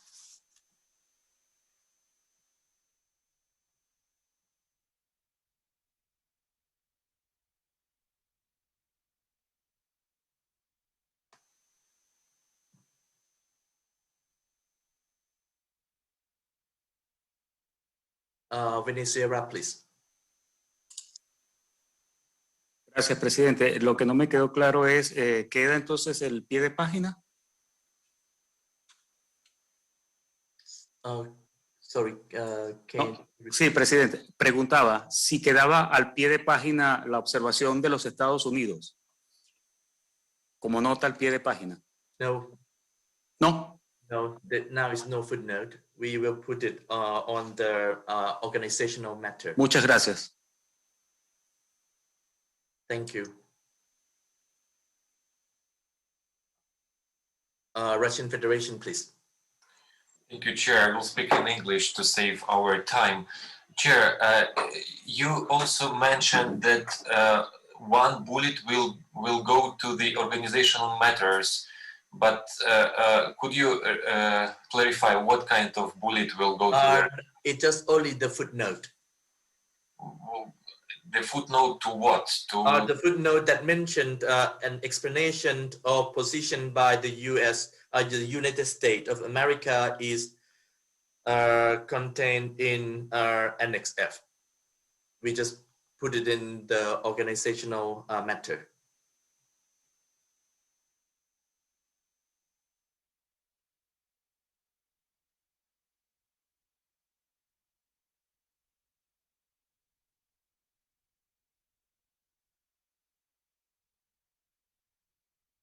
And then we will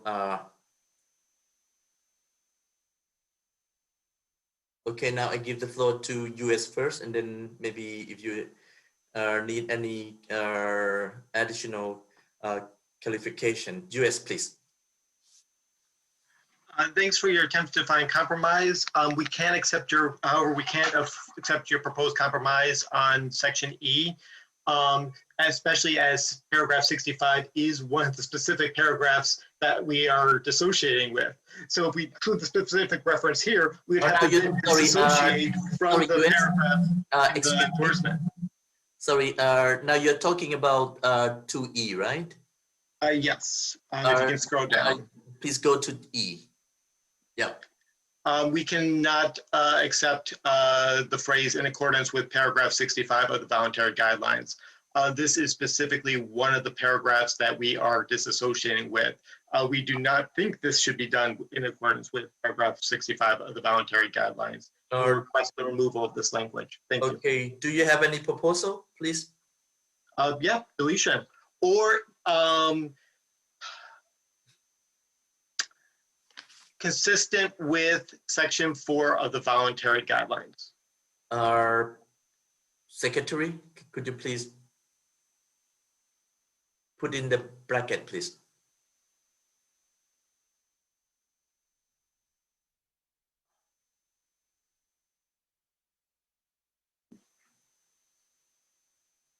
Thank you, US. Now I give the floor to our CSM. Thank you, Chair. We actually would like to add an important comment. We're not suggesting changes in the decision box, but we would like to voice a comment, and we would appreciate that it is taken down and noted for the CFS 47 report. I'm gonna read it at dictation speed. The CSM expressed its strong reservations on the outcomes and process of the voluntary guidelines on food system and nutrition negotiations, and reserved its right to take a final decision on its endorsement or rejection after due internal process with its constituencies and regions. We would appreciate that this text that we've also placed in the chat box be included in the final report of CFS 47. It is important for us to express, after 5 years of intense engagement in this process, our position on the approval of the voluntary guidelines. We trust that all members of CFS would want to, I've appreciated the contribution of the CSM and would want to accept that this is voiced in the report and not silenced. Thank you, Mr. Chair. Okay, thank you very much for your comment. Now I give the floor to other members, please.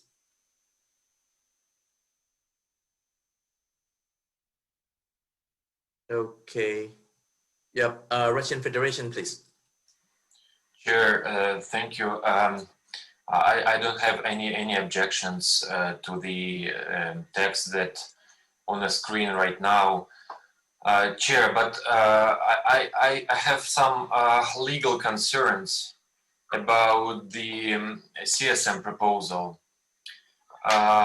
Chair, the matter of endorsement or not endorsement is up to the members. It is a decision-making body and decision-making role is up to the members.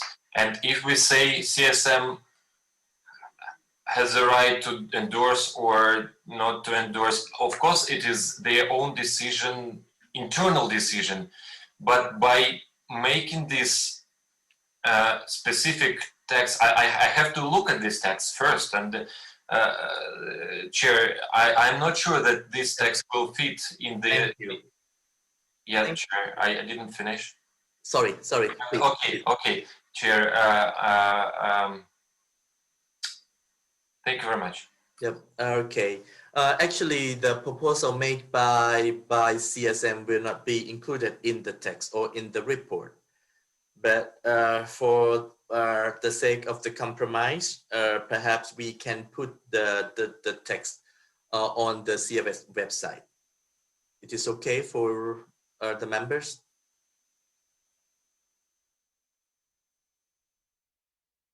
Okay, thank you. Now I give the floor to Philippines.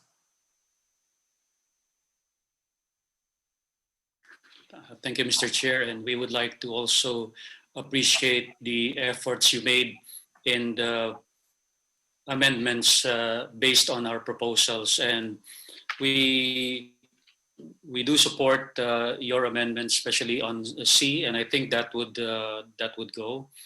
We're still reflecting on the second one on E. We would have also preference to para 65 of the voluntary guidelines, because this is indeed the one that we're trying to highlight in this regard. However, should there be consensus on the consistency on section 4, and when we said section 65 is also under section 4, we can try to take a look at and consider this. Thank you. Yeah, thank you very much, Philippines. Secretariat, can you go up to C first? Because I want to get these endorsed by the members. Now the para C, it is acceptable by the members as it is now? Maybe you can lower your hand first. If you agree, I think we can. Uganda, you are going to talk about the para C? If yes, I will give you the floor. Did you invite Uganda, Chair? Yes, Uganda, please. You will talk about para C, right? Our comment is not on para C, but should there be time for us to make our comment, we will be glad to make it. It's not. Okay, when we finish C, I will give you the floor. It's okay? Thank you. Thank you for your flexibilities. Now I asked US, you are going to give your comments on C? Yes, we're going to request that in accordance with be replaced with consistent with. We typically use in accordance with legally binding documents, and since the voluntary guidelines are not legally binding, we think consistent with would be more accurate. Thank you. Okay, in consistent with.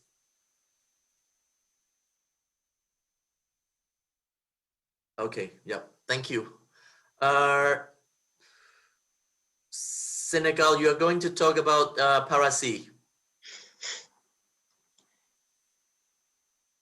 Oui, Monsieur le Président, je peux parler du paragraphe C.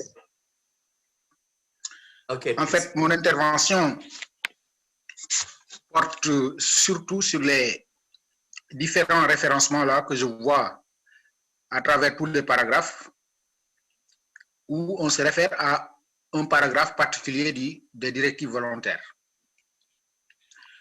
Je me pose des questions. Est-ce que cela est pertinent, Monsieur le Président? Est-ce qu'il est pertinent dans ce texte, dans cette décision que nous prenons, de se référer à un paragraphe particulier, à un article particulier des directives volontaires? Je ne suis pas juriste, mais ça me paraît un peu incongru. Nous pouvions simplement, nous sommes en train d'adopter les directives volontaires, la décision concernant les directives volontaires. Je pense que on n'a pas besoin d'aller dans des paragraphes particuliers, parce que chaque paragraphe est d'égale dignité que les autres. Et nous pourrions, pour chaque mot, nous référer à un paragraphe. Donc, je proposerais qu'on cesse de faire ces références à des paragraphes particuliers.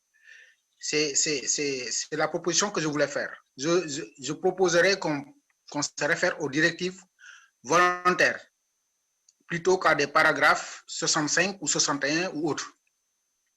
Merci, Monsieur le Président. Okay, thank you, Senegal.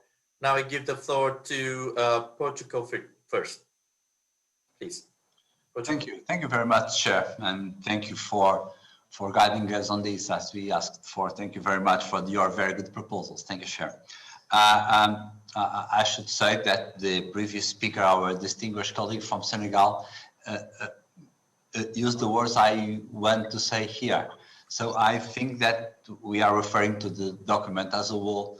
So having particular references, okay, if there is a way to go out of our, let's say, difficulties, we cannot, for the spirit of compromise, go ahead, but we do prefer following what our colleague from Senegal just said. Thank you very much for that. And in any case, without closing this paragraph, I should remember that we need to see how is the rest of these bullets, of these small d, small e, and etc., in order to have a consistent text. So with your indulgence, sir, for the moment we can go ahead with this, but if needed, we reserve, let's say, again, with our indulgence, the right to return to this if there are some inconsistencies in the other paragraphs. Thank you very much, Chair. Thank you for your comments, Portugal. Now I give the floor to Switzerland first.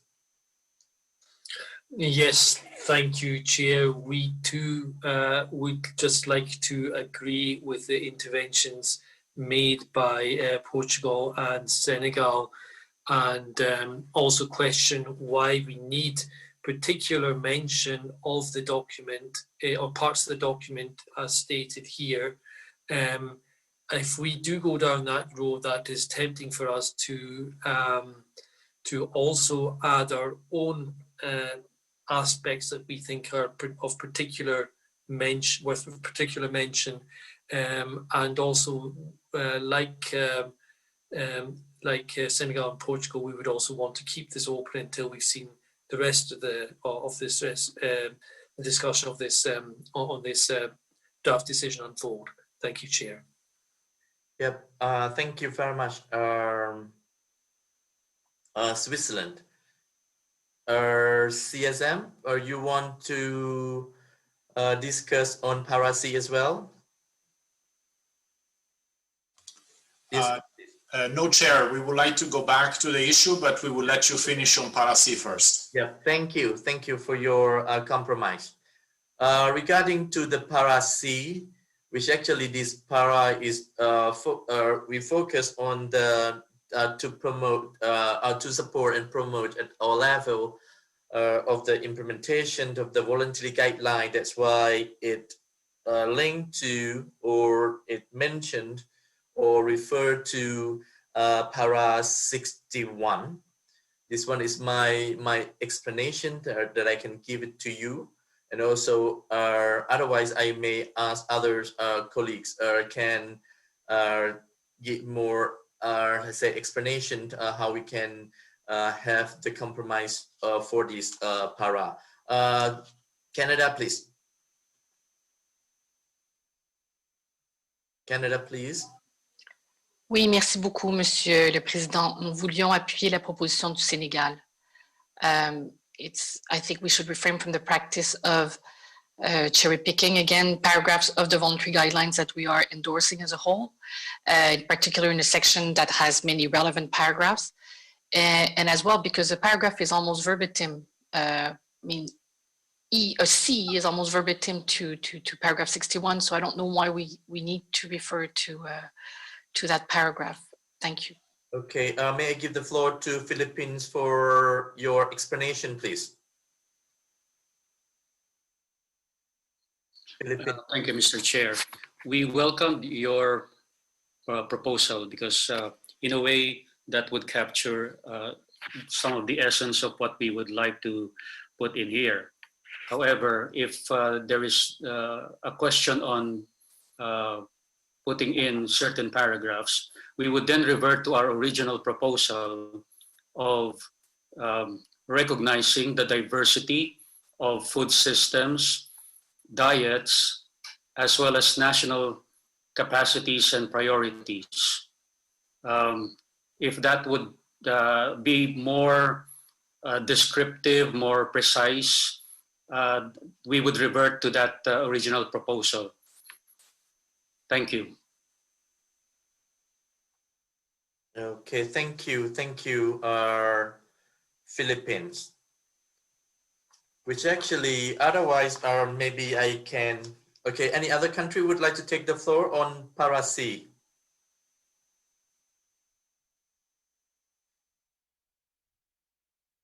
I'm not sure that if we propose the text inconsistent with the, for example, now we are talking about Para 61, and also perhaps we can have the same text of the VG on Para 61 here.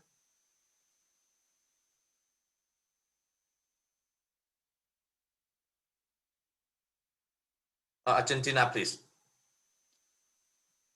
Querido presidente,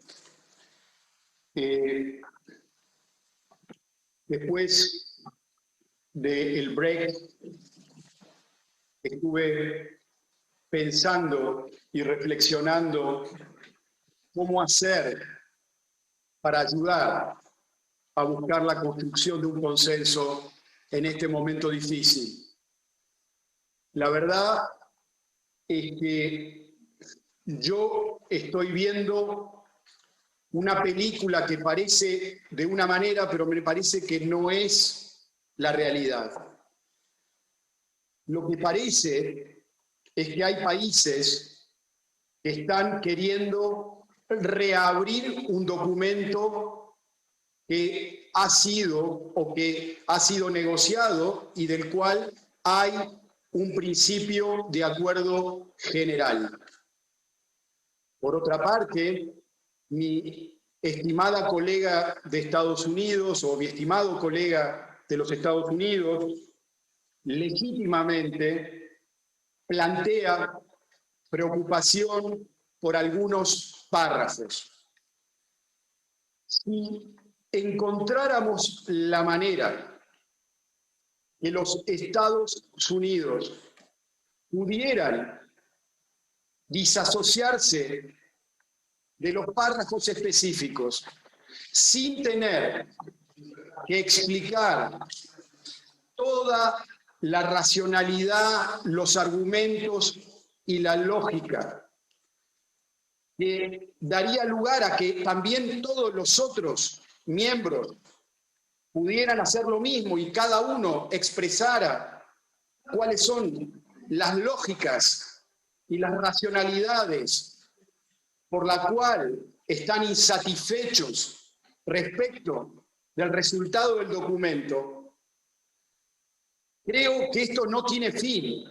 Creo que la única solución, a mi criterio, para evitar reabrir todo el documento, es volver a pedir a aquellos que tienen objeciones puntuales específicas, solo pedir una footnote, un pie de página que exprese que se disocian de los párrafos específicos, pero sin explicar los argumentos de su posición. Porque si hacen eso, es como incluir un documento dentro del documento y obviamente obliga a otros países, a otros miembros, a también tener que hacer lo mismo, y esto genera naturalmente a tener que reabrir todo el documento. Pero no es que muchos de nuestros países querramos reabrir el documento. En realidad, necesitamos respetar la posición de los miembros. Por ejemplo, Estados Unidos tiene todo el derecho a no estar de acuerdo con algún párrafo, por lo cual perfectamente puede disasociarse. No será la primera vez que un miembro se disocia de un documento, de un párrafo determinado. Ahora, incluir toda la racionalidad y todos los argumentos nos crea un problema, porque los consensos en este documento, presidente, son muy frágiles. Son consensos frágiles. Como usted bien dijo, esta es una gran solución de compromiso donde todos quedamos insatisfechos. Entonces, invitaría con mucho respeto a mi colega de Estados Unidos a intentar, para evitar la reapertura del documento, a solo incluir su disociación específica sobre los párrafos específicos, sin incluir su racionalidad y sus argumentos. No sé si soy claro, presidente, no sé si la interpretación en inglés a usted quedó clara, espero que sí. Gracias, presidente. Después me voy a referir, si tenemos que negociar y reabrir, ok, lo haremos, pero ojalá podamos evitarlo.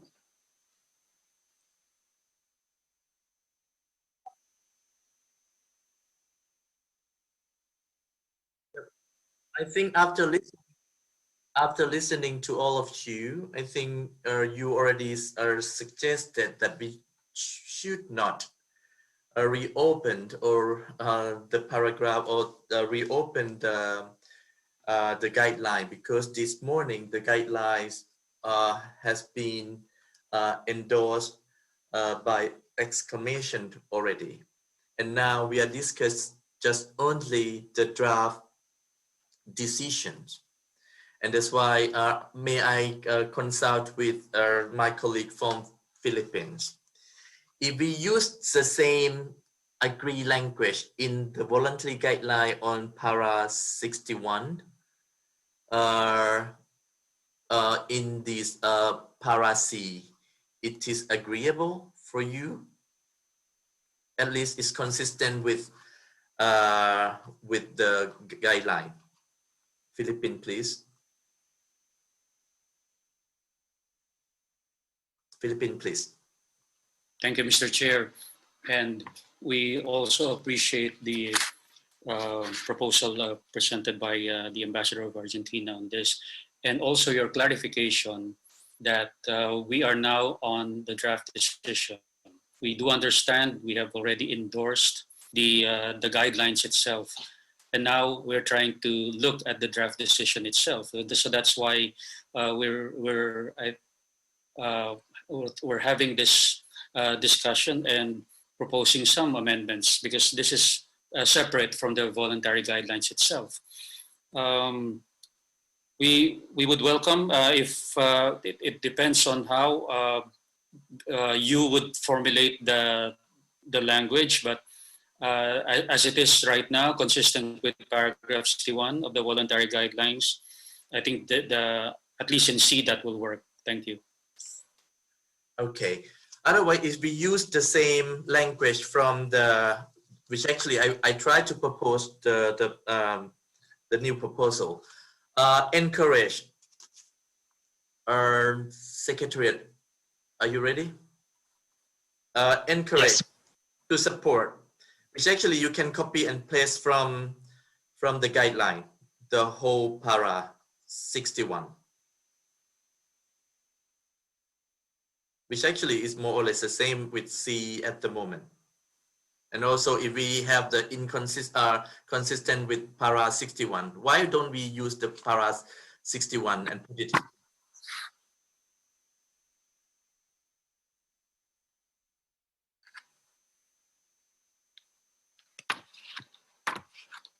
And we use the language from para 61 and put it on the para C in the draft decision. And at least we don't need to mention anything about the para 61 because we use the same language.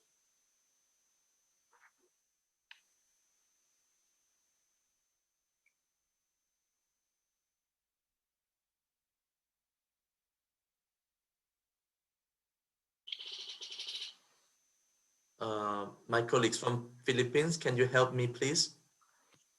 From my explanation, I'm not sure it's clear for you. If we use the same text from para 61 and put it here in para C. Yeah, Mr. Chair. Thank you so much. I'm looking at the paragraph 61. and it seems it's more on encouraging support and promoting all levels within constituencies, because this is if we copy paste this, this will be a little bit lengthy. Maybe you can help us to shorten a bit. Yeah. I know that with your experience, you always have a way out for us. Yeah. Thank you so much for the trust and confidence, Mr. Chair. Because originally what we said is, can you also put this proposal, Mr. Chair, as an alternative, the one that we mentioned? Okay, yep. While recognizing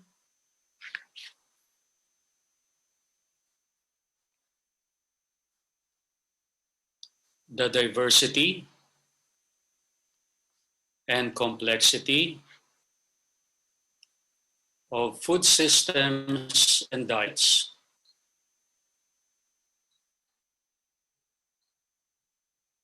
as well as national capacities and priorities, period.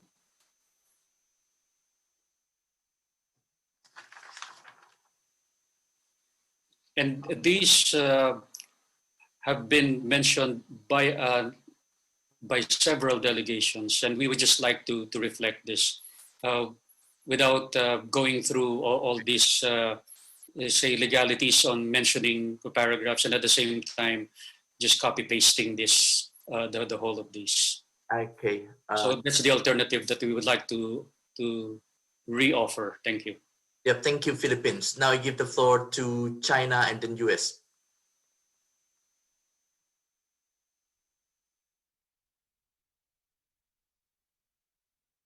China, please. Thank you, Chair. To save time, I will speak in English. And we fully appreciate all the work you did to coordinate this draft. The draft. Actually, China agrees with all the other member countries that we also wish that the proposal could be moved forward and to see the success implementation of this voluntary guidelines. However, we also, first of all, we fully support our colleagues from Philippines proposal. And also we would like to remind that it's not just a proposal from Philippines, but also it's a proposal from all the developing countries that is explicitly express the support to Philippine colleagues. And also, I noticed that a lot of our colleagues mentioned that since it's the last step of this voluntary guidelines and they don't want to prolong the discussion of the specific topics, what we would like to express here is that we understand that we want to process this as soon as possible and as smoothly as possible. But we don't think that this is a proper reason for us to avoid all this discussion. As our colleagues, the ambassador from Argentina said, that if we have to discuss it, we are ready to discuss it. And he also provide a very good solution for us to say that if some specific countries cannot agree with some specific ideas, we can respect and accept this disagree. And the way for us to reach consensus and to pass this is that we put it into the footnote saying that which country disagree with which paragraph. So in this way, it can be reach the consensus and pass this voluntary guideline as soon as possible. So this is our solution and our position. Thank you very much, Chair. Thank you, China. Thank you, China. Now I give the floor to, Secretary, can you help me, please? Now you cleanse the text from consistent until the new proposal of Philippines.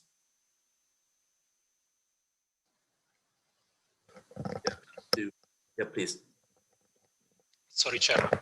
What do you want me? Can you delete the text from consistent up to, okay, no, just only up to, yeah, right. Yeah. Okay, it's much easier for our discussion. Now I give the floor to Costa Rica, please. Gracias, señor presidente. Queríamos expresar un apoyo total a lo manifestado por el embajador de la delegación de Argentina. Consideramos muy preocupante que algunos países se quieran desasociar del consenso y nos estén llevando por el camino de la renegociación del documento, y consideramos que esto no sería muy productivo. Si tuviéramos que volverlo a hacer, y al igual que lo han expresado otros colegas, estaríamos dispuestos, pero creemos que no es la mejor opción, por lo que me gustaría aprovechar esta intervención para nuevamente invitar a los países que no están, digamos, de acuerdo con el consenso, para buscar alternativas para alcanzar el consenso. Gracias.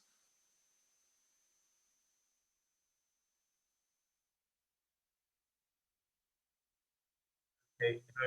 I just like to thank you, Costa Rica. I just would like to inform you that now we just only focus on Para C. Okay, now I give the floor to Portugal, please. Thank you, Chair, for giving us the floor again. Thank you, and I am really sorry for returning to this. First of all, I would like to deeply thank the position expressed here by the ambassador of Argentina and just supported by our distinguished colleague from Costa Rica. It is indeed, in our view, a very, very clever and a very positive position and proposal. And regarding the text we have here, I must say this is probably my fault, and the members can help me to understand this a little bit more. But I think that we start a process to building a voluntary guidelines on food systems and nutrition exactly in order to create a set of meaningful and global guidance that can be perceived, and of course in every national context, and I should say in every local context, but in order to rethink and think about our food systems. Now we are returning to the it seems to me that we are returning to the beginning of the process. So we are in fact refusing the whole idea of having a voluntary guidelines. So our proposal regarding this and avoiding that we are creating guidelines that in fact for something that in fact we do not want to follow or to take into consideration, what seems to me that is a conclusion that an outsider can take from this discussion. I return to the proposal made by the distinguished ambassador of Argentina, and simply recognize the right that not to be in agreement of all the text of the voluntary guidelines. And I should say that this small c starts with encourages. And this is one point. The second point is this is voluntary guidelines. The third point that this is not binding. So I think that we should be careful on this, and returning to the proposal of the ambassador in Argentina, and also say that in previous sessions of this committee, we have another solutions, and we reach another compromises. We have the verbatim records, and the verbatim have all the interventions that we are doing here, and there we can find and found in the past sessions what has been said, and we can quote that for future memory. So we have the verbatim record, and we have the CFS webpage. Countries that have questions on this, I think they are welcome to put their concerns in the CFS webpage, and you are all aware, of course, of the right, and the deeply right, and there are, of course, no question on that. So,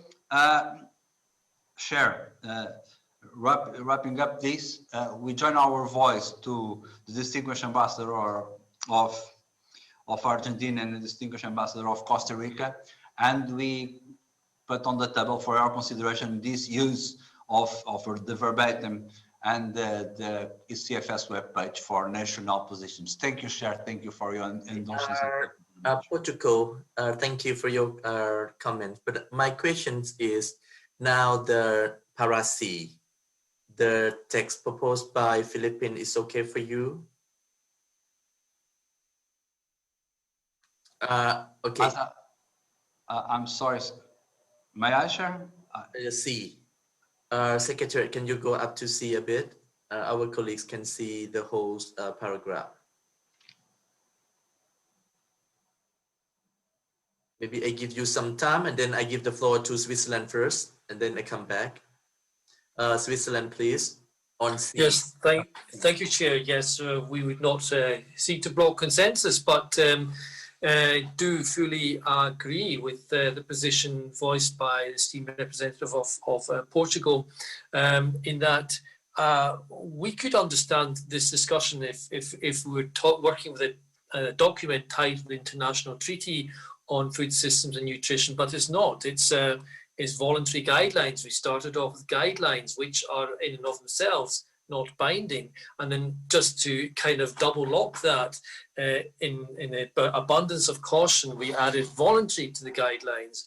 And therefore, we are rather puzzled why this is a discussion and why we need to further point this out. This is absolutely just stating the obvious, and we think it's superfluous here, and would therefore prefer just to adopt the text in its original form and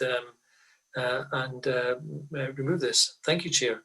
Thank you. I think now I don't have any requests from the floor. It seems the para C is okay for all of you. Thank you very much. I think now para C is closed. Now we have another 5 minutes left. We will move to para E. Thank you very much for your now for para E. May I call for my colleague from Philippines? It is okay for you as it is?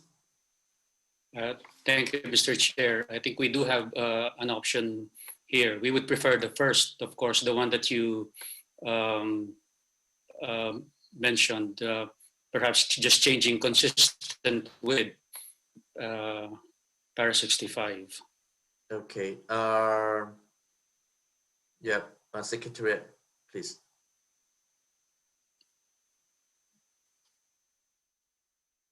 Thank you.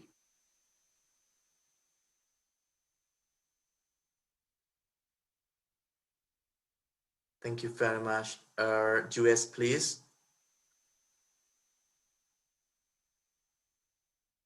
US, please.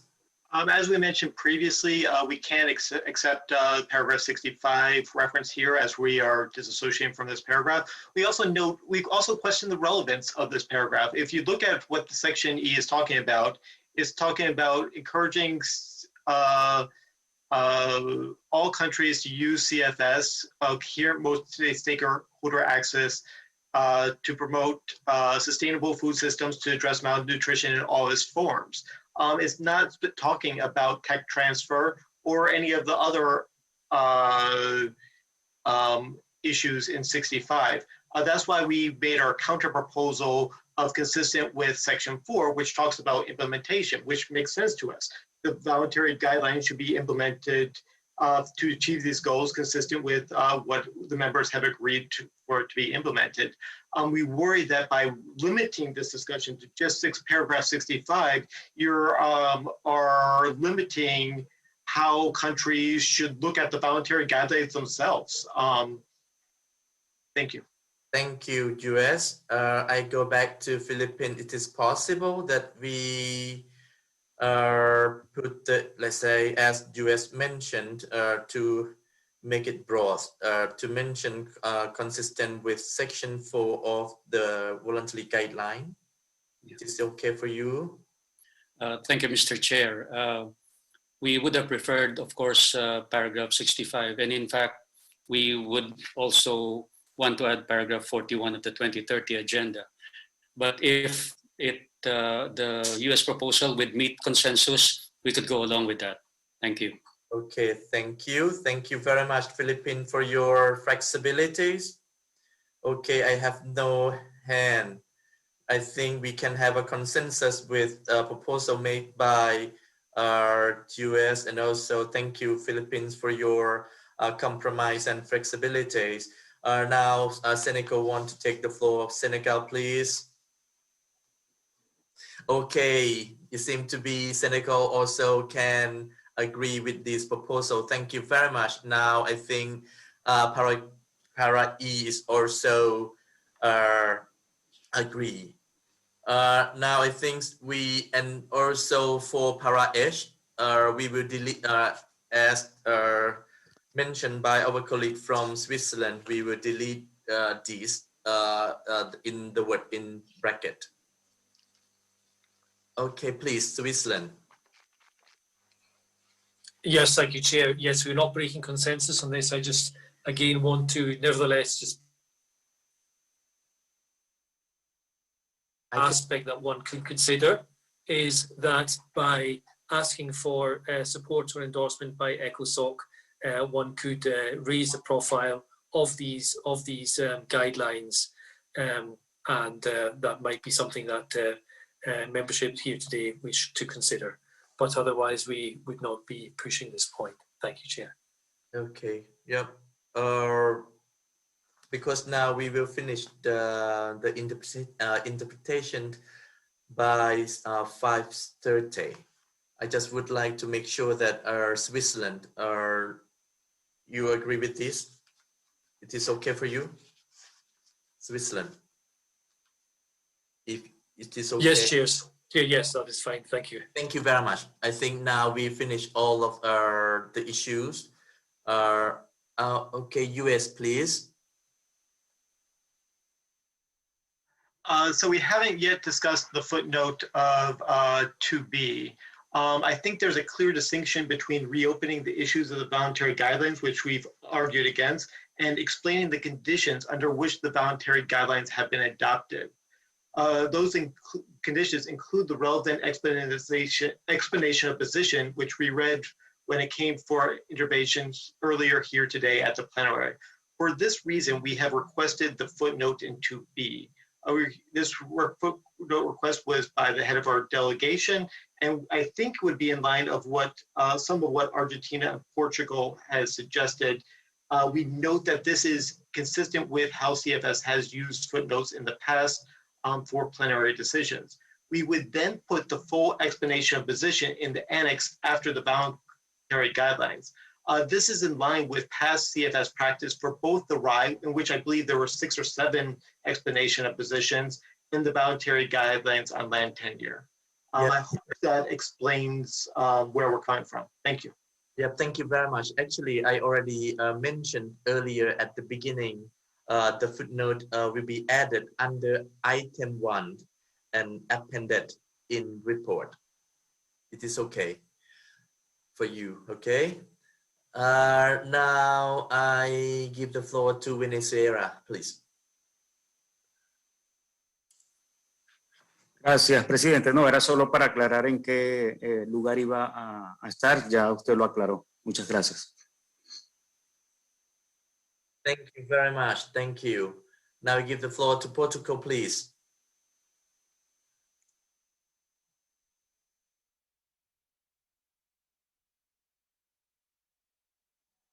Thank you, Chair. Thank you for giving us the floor again.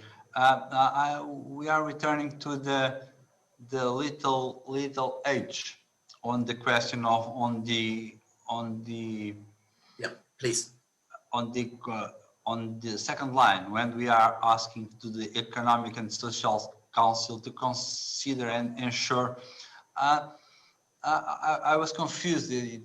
I ask for your indulgence. It's always difficult to work in a foreign language, and it is not our native language. But in the previous instruments of the CFS, we always use the language to consider and further endorse the voluntary guidelines. I think that it's our duty after 2 years working on these that suggests to the other bodies. Of course, we are not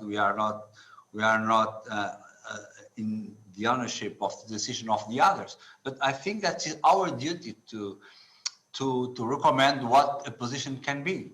And that's what we said, for example, in the voluntary guidelines on the responsible use of land. Is what we did in the responsible international investments in agriculture, is what we need in the protracted crisis that we just discussed yesterday.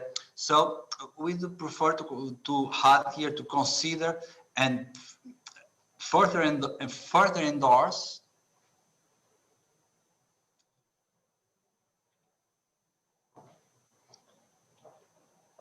and ensure. Okay, thank you very much. Yeah, thank you very much, Portugal. I give the floor to Argentina, please. Gracias, presidente. La verdad que lo único que me preocupaba es tratar de seguir pensando cómo construir consenso, no disenso. Quiero ayudarlo, presidente, de alguna manera. No es fácil hoy. Pero con respecto a este punto, déjeme recordar que nosotros hemos hecho una consulta cuando hemos hecho esta discusión, y la consejera legal de la FAO fue muy precisa, fue muy clara. No hay ninguna necesidad de plantear el endorsement en este párrafo. En todo caso, esto será un tema del ECOSOC que lo determinará. Lo que sí está claro es que la diseminación, o sea, la difusión de las voluntary guidelines, eso sí es importante, asegurar esa difusión de las voluntary guidelines, pero no el endorsement. Yo repito, no quiero volver a discutir esto. Usted estuvo presente, la consejera legal fue consultada y la explicación fue sumamente clara. Pido disculpas porque no quiero aumentar el disenso. Gracias, presidente. Yeah, thank you very much for your explanation. I remember, I think all the members also remember that we consulted the legal counsel. Switzerland, please. Yes, thank you, Chair.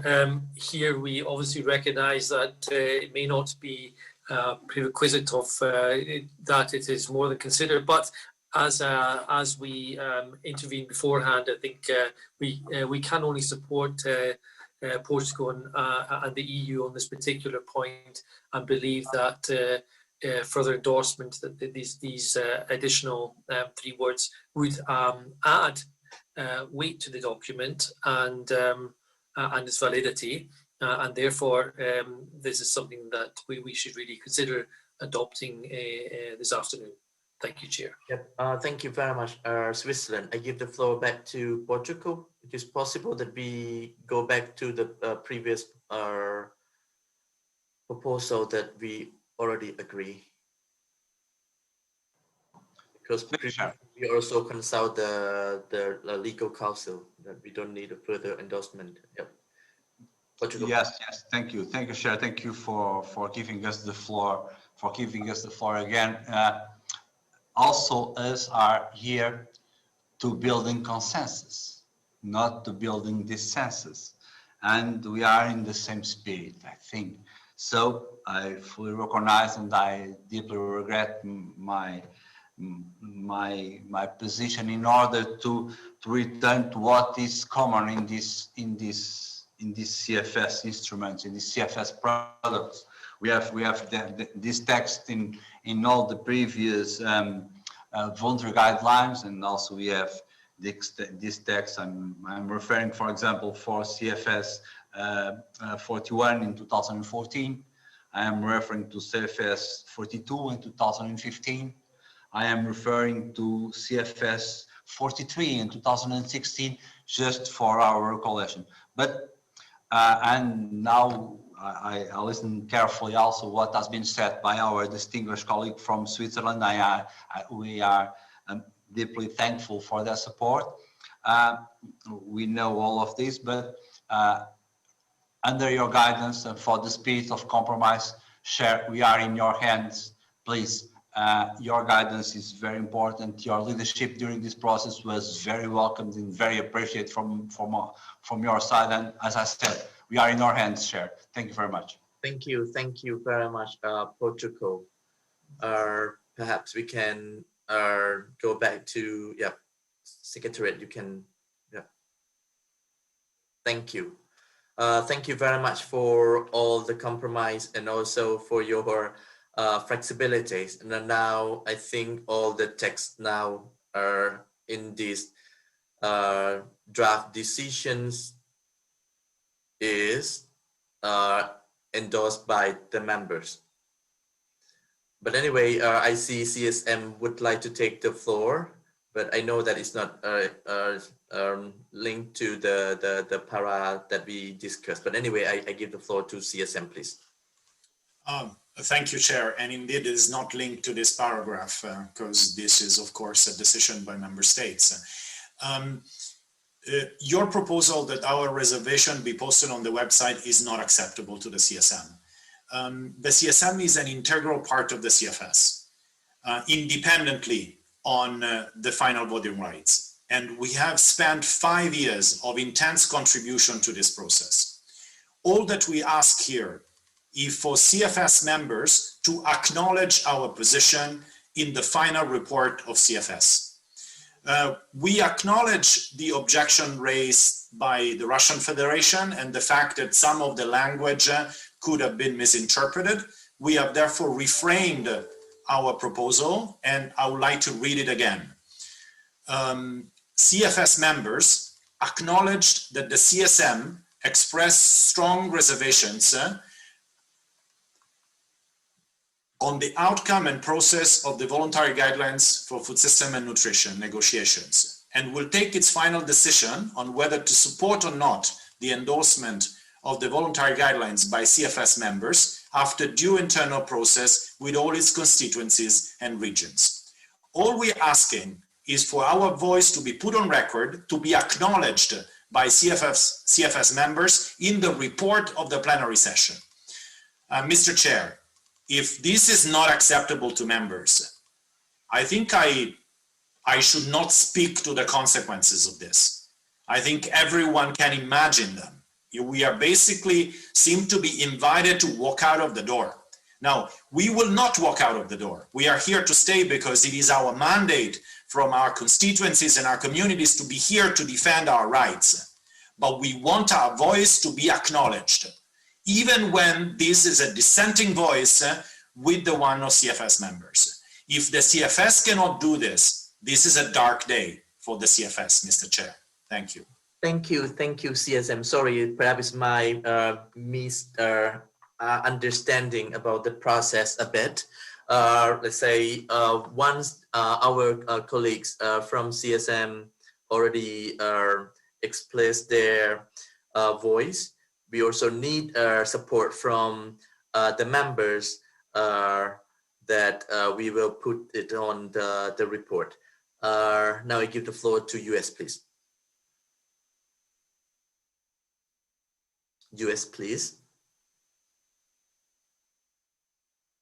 Apologies for the late intervention here. I was wondering if we could take a quick look at paragraph G. I think we would want to delete the phrase "and follow-up process" for this paragraph, as we do not know for sure if there will be a follow-up process, so it seems premature to speak about it, and just say "and lead up to the Food System Summit." Thank you. Yep, because now the interpretation is over. Okay, since our colleagues from the US, you still want to continue the discussion on G, or it is okay? We would like to continue discussion if possible. Okay. Yep, we will continue discussion without our interpretation. It's okay for all of you, because otherwise we will need the night session. If you allow me to continue for another 5 minutes. Secretariat, please. Or can you go back to para G, please? CSM, we will continue your issue as well. Please wait. Yeah, Paraji. So the proposal was to end the sentence at UN Food Systems Summit discussions, as we do not know if there will be a follow-up process at this time. So it seems premature to speak about it. Okay, thank you for your proposal. Any other countries? Switzerland, please. Thank you, Chair. Sorry, your sound quality is not so good. No, we cannot hear you clearly.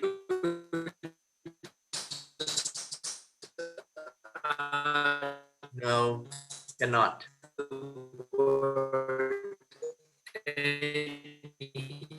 We still cannot hear you, Switzerland. Yeah, okay. Any follow-up process. I'll switch the camera off. What if we were to just add the word any to and follow up? Sorry, could you repeat? Could you repeat your sentence? Yeah. Chair, I'm not quite sure. Is this still Switzerland? Could you repeat your proposal, please? Yes, Chair. I was. No, we cannot hear you clearly. We add the word any and any follow-up process, and maybe that would be a compromise. Okay. I'm sorry. Yeah, thank you. US is okay. Senegal first. Senegal, please. It's about this paragraph, Senegal. Yes, thank you, Mr. Chair. Thank you very much. I take the floor just to support the proposal made by CSM, and I also fully agree with the compromise proposed by Switzerland. Thank you very much. Thank you for your support. US, it is acceptable for you? Since there's now support for its deletion, we can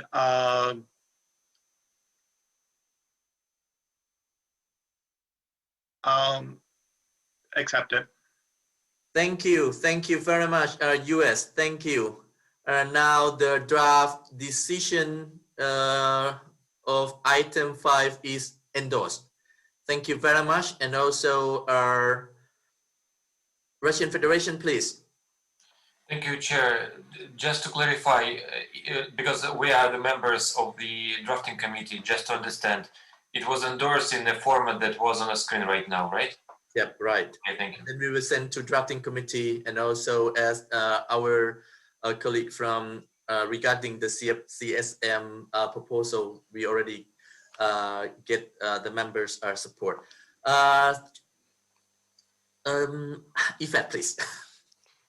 Thank you, Chair. At this very late stage, on a positive note, now that the decision note has been endorsed, IFAD would also like to add its own voice in congratulating you, the OEWG, and all of its members in this extensively negotiated voluntary guidelines and policy product. Very, very timely indeed. As we just discussed, it will underpin the preparatory process for the Food Systems Summit as well. So very timely in that context. We must now shift gears and move very quickly into translating these voluntary guidelines into action on the ground, really. And in this context, I'd like to say that the voluntary guidelines will very quickly now be included in the database that we've been talking about, that were endorsed and launched in October last, in a way that it can now inform also IFAD's loan portfolio. These are very rich guidelines, and extremely important that we start implementing them for the benefit of our target groups, especially the disadvantaged communities and their positive food security and nutrition outcomes. So congratulations again Thank you very much. Yeah, thank you very much, Ifat. And we know that you're one of our supporters for implementation, further implementation. Thank you. Russian Federation, please. Thank you, Chair. I also congratulate you on the end, with the end of our work. But Chair, I didn't clearly understood what you said. From one hand, you said that we agreed on the what was on the screen. From other hand, you also add something about CSM proposal. I'm not objecting the CSM proposal, but if you want us to agree on this, it should be put on a screen.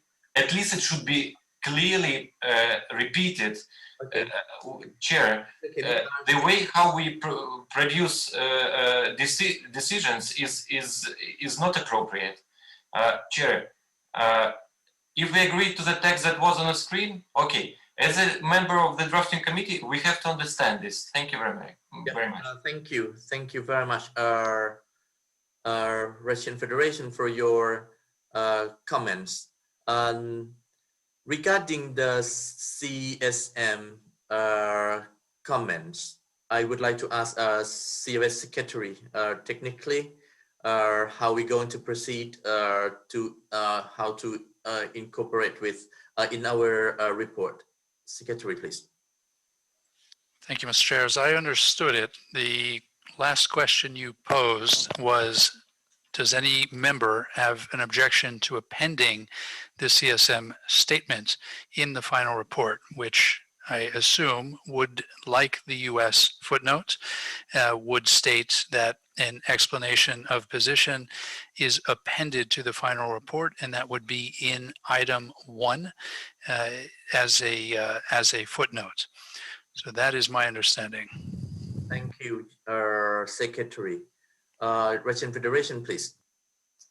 Thank you, and thank you, Secretary, for explaining us what we are going to get in the end of our work. But in this case, we have to understand what will be in the content of this appended text, because I'm aware of the US text, but I'm not aware of the CSM text. Maybe there is something that we cannot approve. I don't know, Chair. We have to follow the openness principle of our work. Thank you. Yeah, I think regarding the text of the CSM, I saw that they also sent to us in the chat box as well. If you can see it.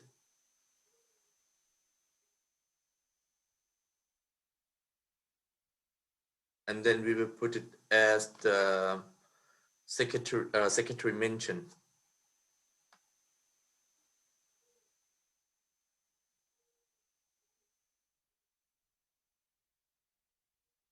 Yep. Did you see it in the chat box, the text? Thank you, Chair. Yes, I have seen but can we say that, because it starts with CFS members acknowledge. From procedural point of view, the explanations of CSM should start from that CSM expressed strong reservation or whatever, but to say that CFS members acknowledged in the explanation note as done by US, I think it's not correct. It could be that there will be a separate annex saying CSM explanation note, and it could start with CSM expressed strong reservations. In this case, we could agree to this. Yeah, I think we can get along with your proposal, Russian Federation, and since you are the one of the members of the drafting committees, you also can mention this proposal at the drafting committee, how you're going to construct your report. It is okay? Thank you, Chair. Thank you. Thank you very much. And now the meeting is adjourned for today. And in the afternoon, in the evening, the drafting committee will start their work. And now I would like to give the floor to Secretary to give us the housekeeping announcement about the drafting committee, please. Chris. Thank you, Mr. Chair. Quickly, at 6 p.m., 1800 Rome time, the drafting committee will meet virtually. Those members led by the chair, who from Bangladesh, will meet from 6 p.m. So in 8 minutes. Zoom links have been emailed to all drafting committee members as nominated by their regional groups. So with that, that is the drafting committee. If anybody has questions, please reach out to us in the meantime. The documents will be presented for your review. Second part is just tomorrow morning, 9:30 a.m. We will start with the special event of the Secretariat focused on impact of CFS. We will have two parts to that, details of which are in the guide. I'll save us time. So back to you, Mr. Chair. We'll see those drafting committee members shortly. Thank you very much, Secretary. Thank you for everyone for your contribution and support. And also now the meeting, sorry for keep you late until 5. Please, Mr. Chair. Please.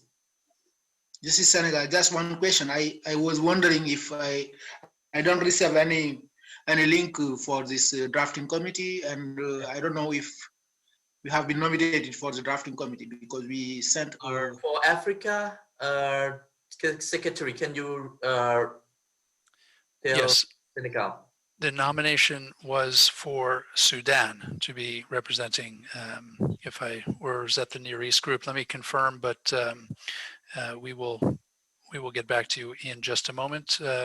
Our delegate colleague from Senegal will call you separately with the details and the Zoom link. Yeah, thank you very much. Now the meeting is adjourned. Have a nice evening. Bye-bye. Bye, Mr. Chair. Thank Bye, you. thank Have a nice you. evening, everyone. Thank you. Bye.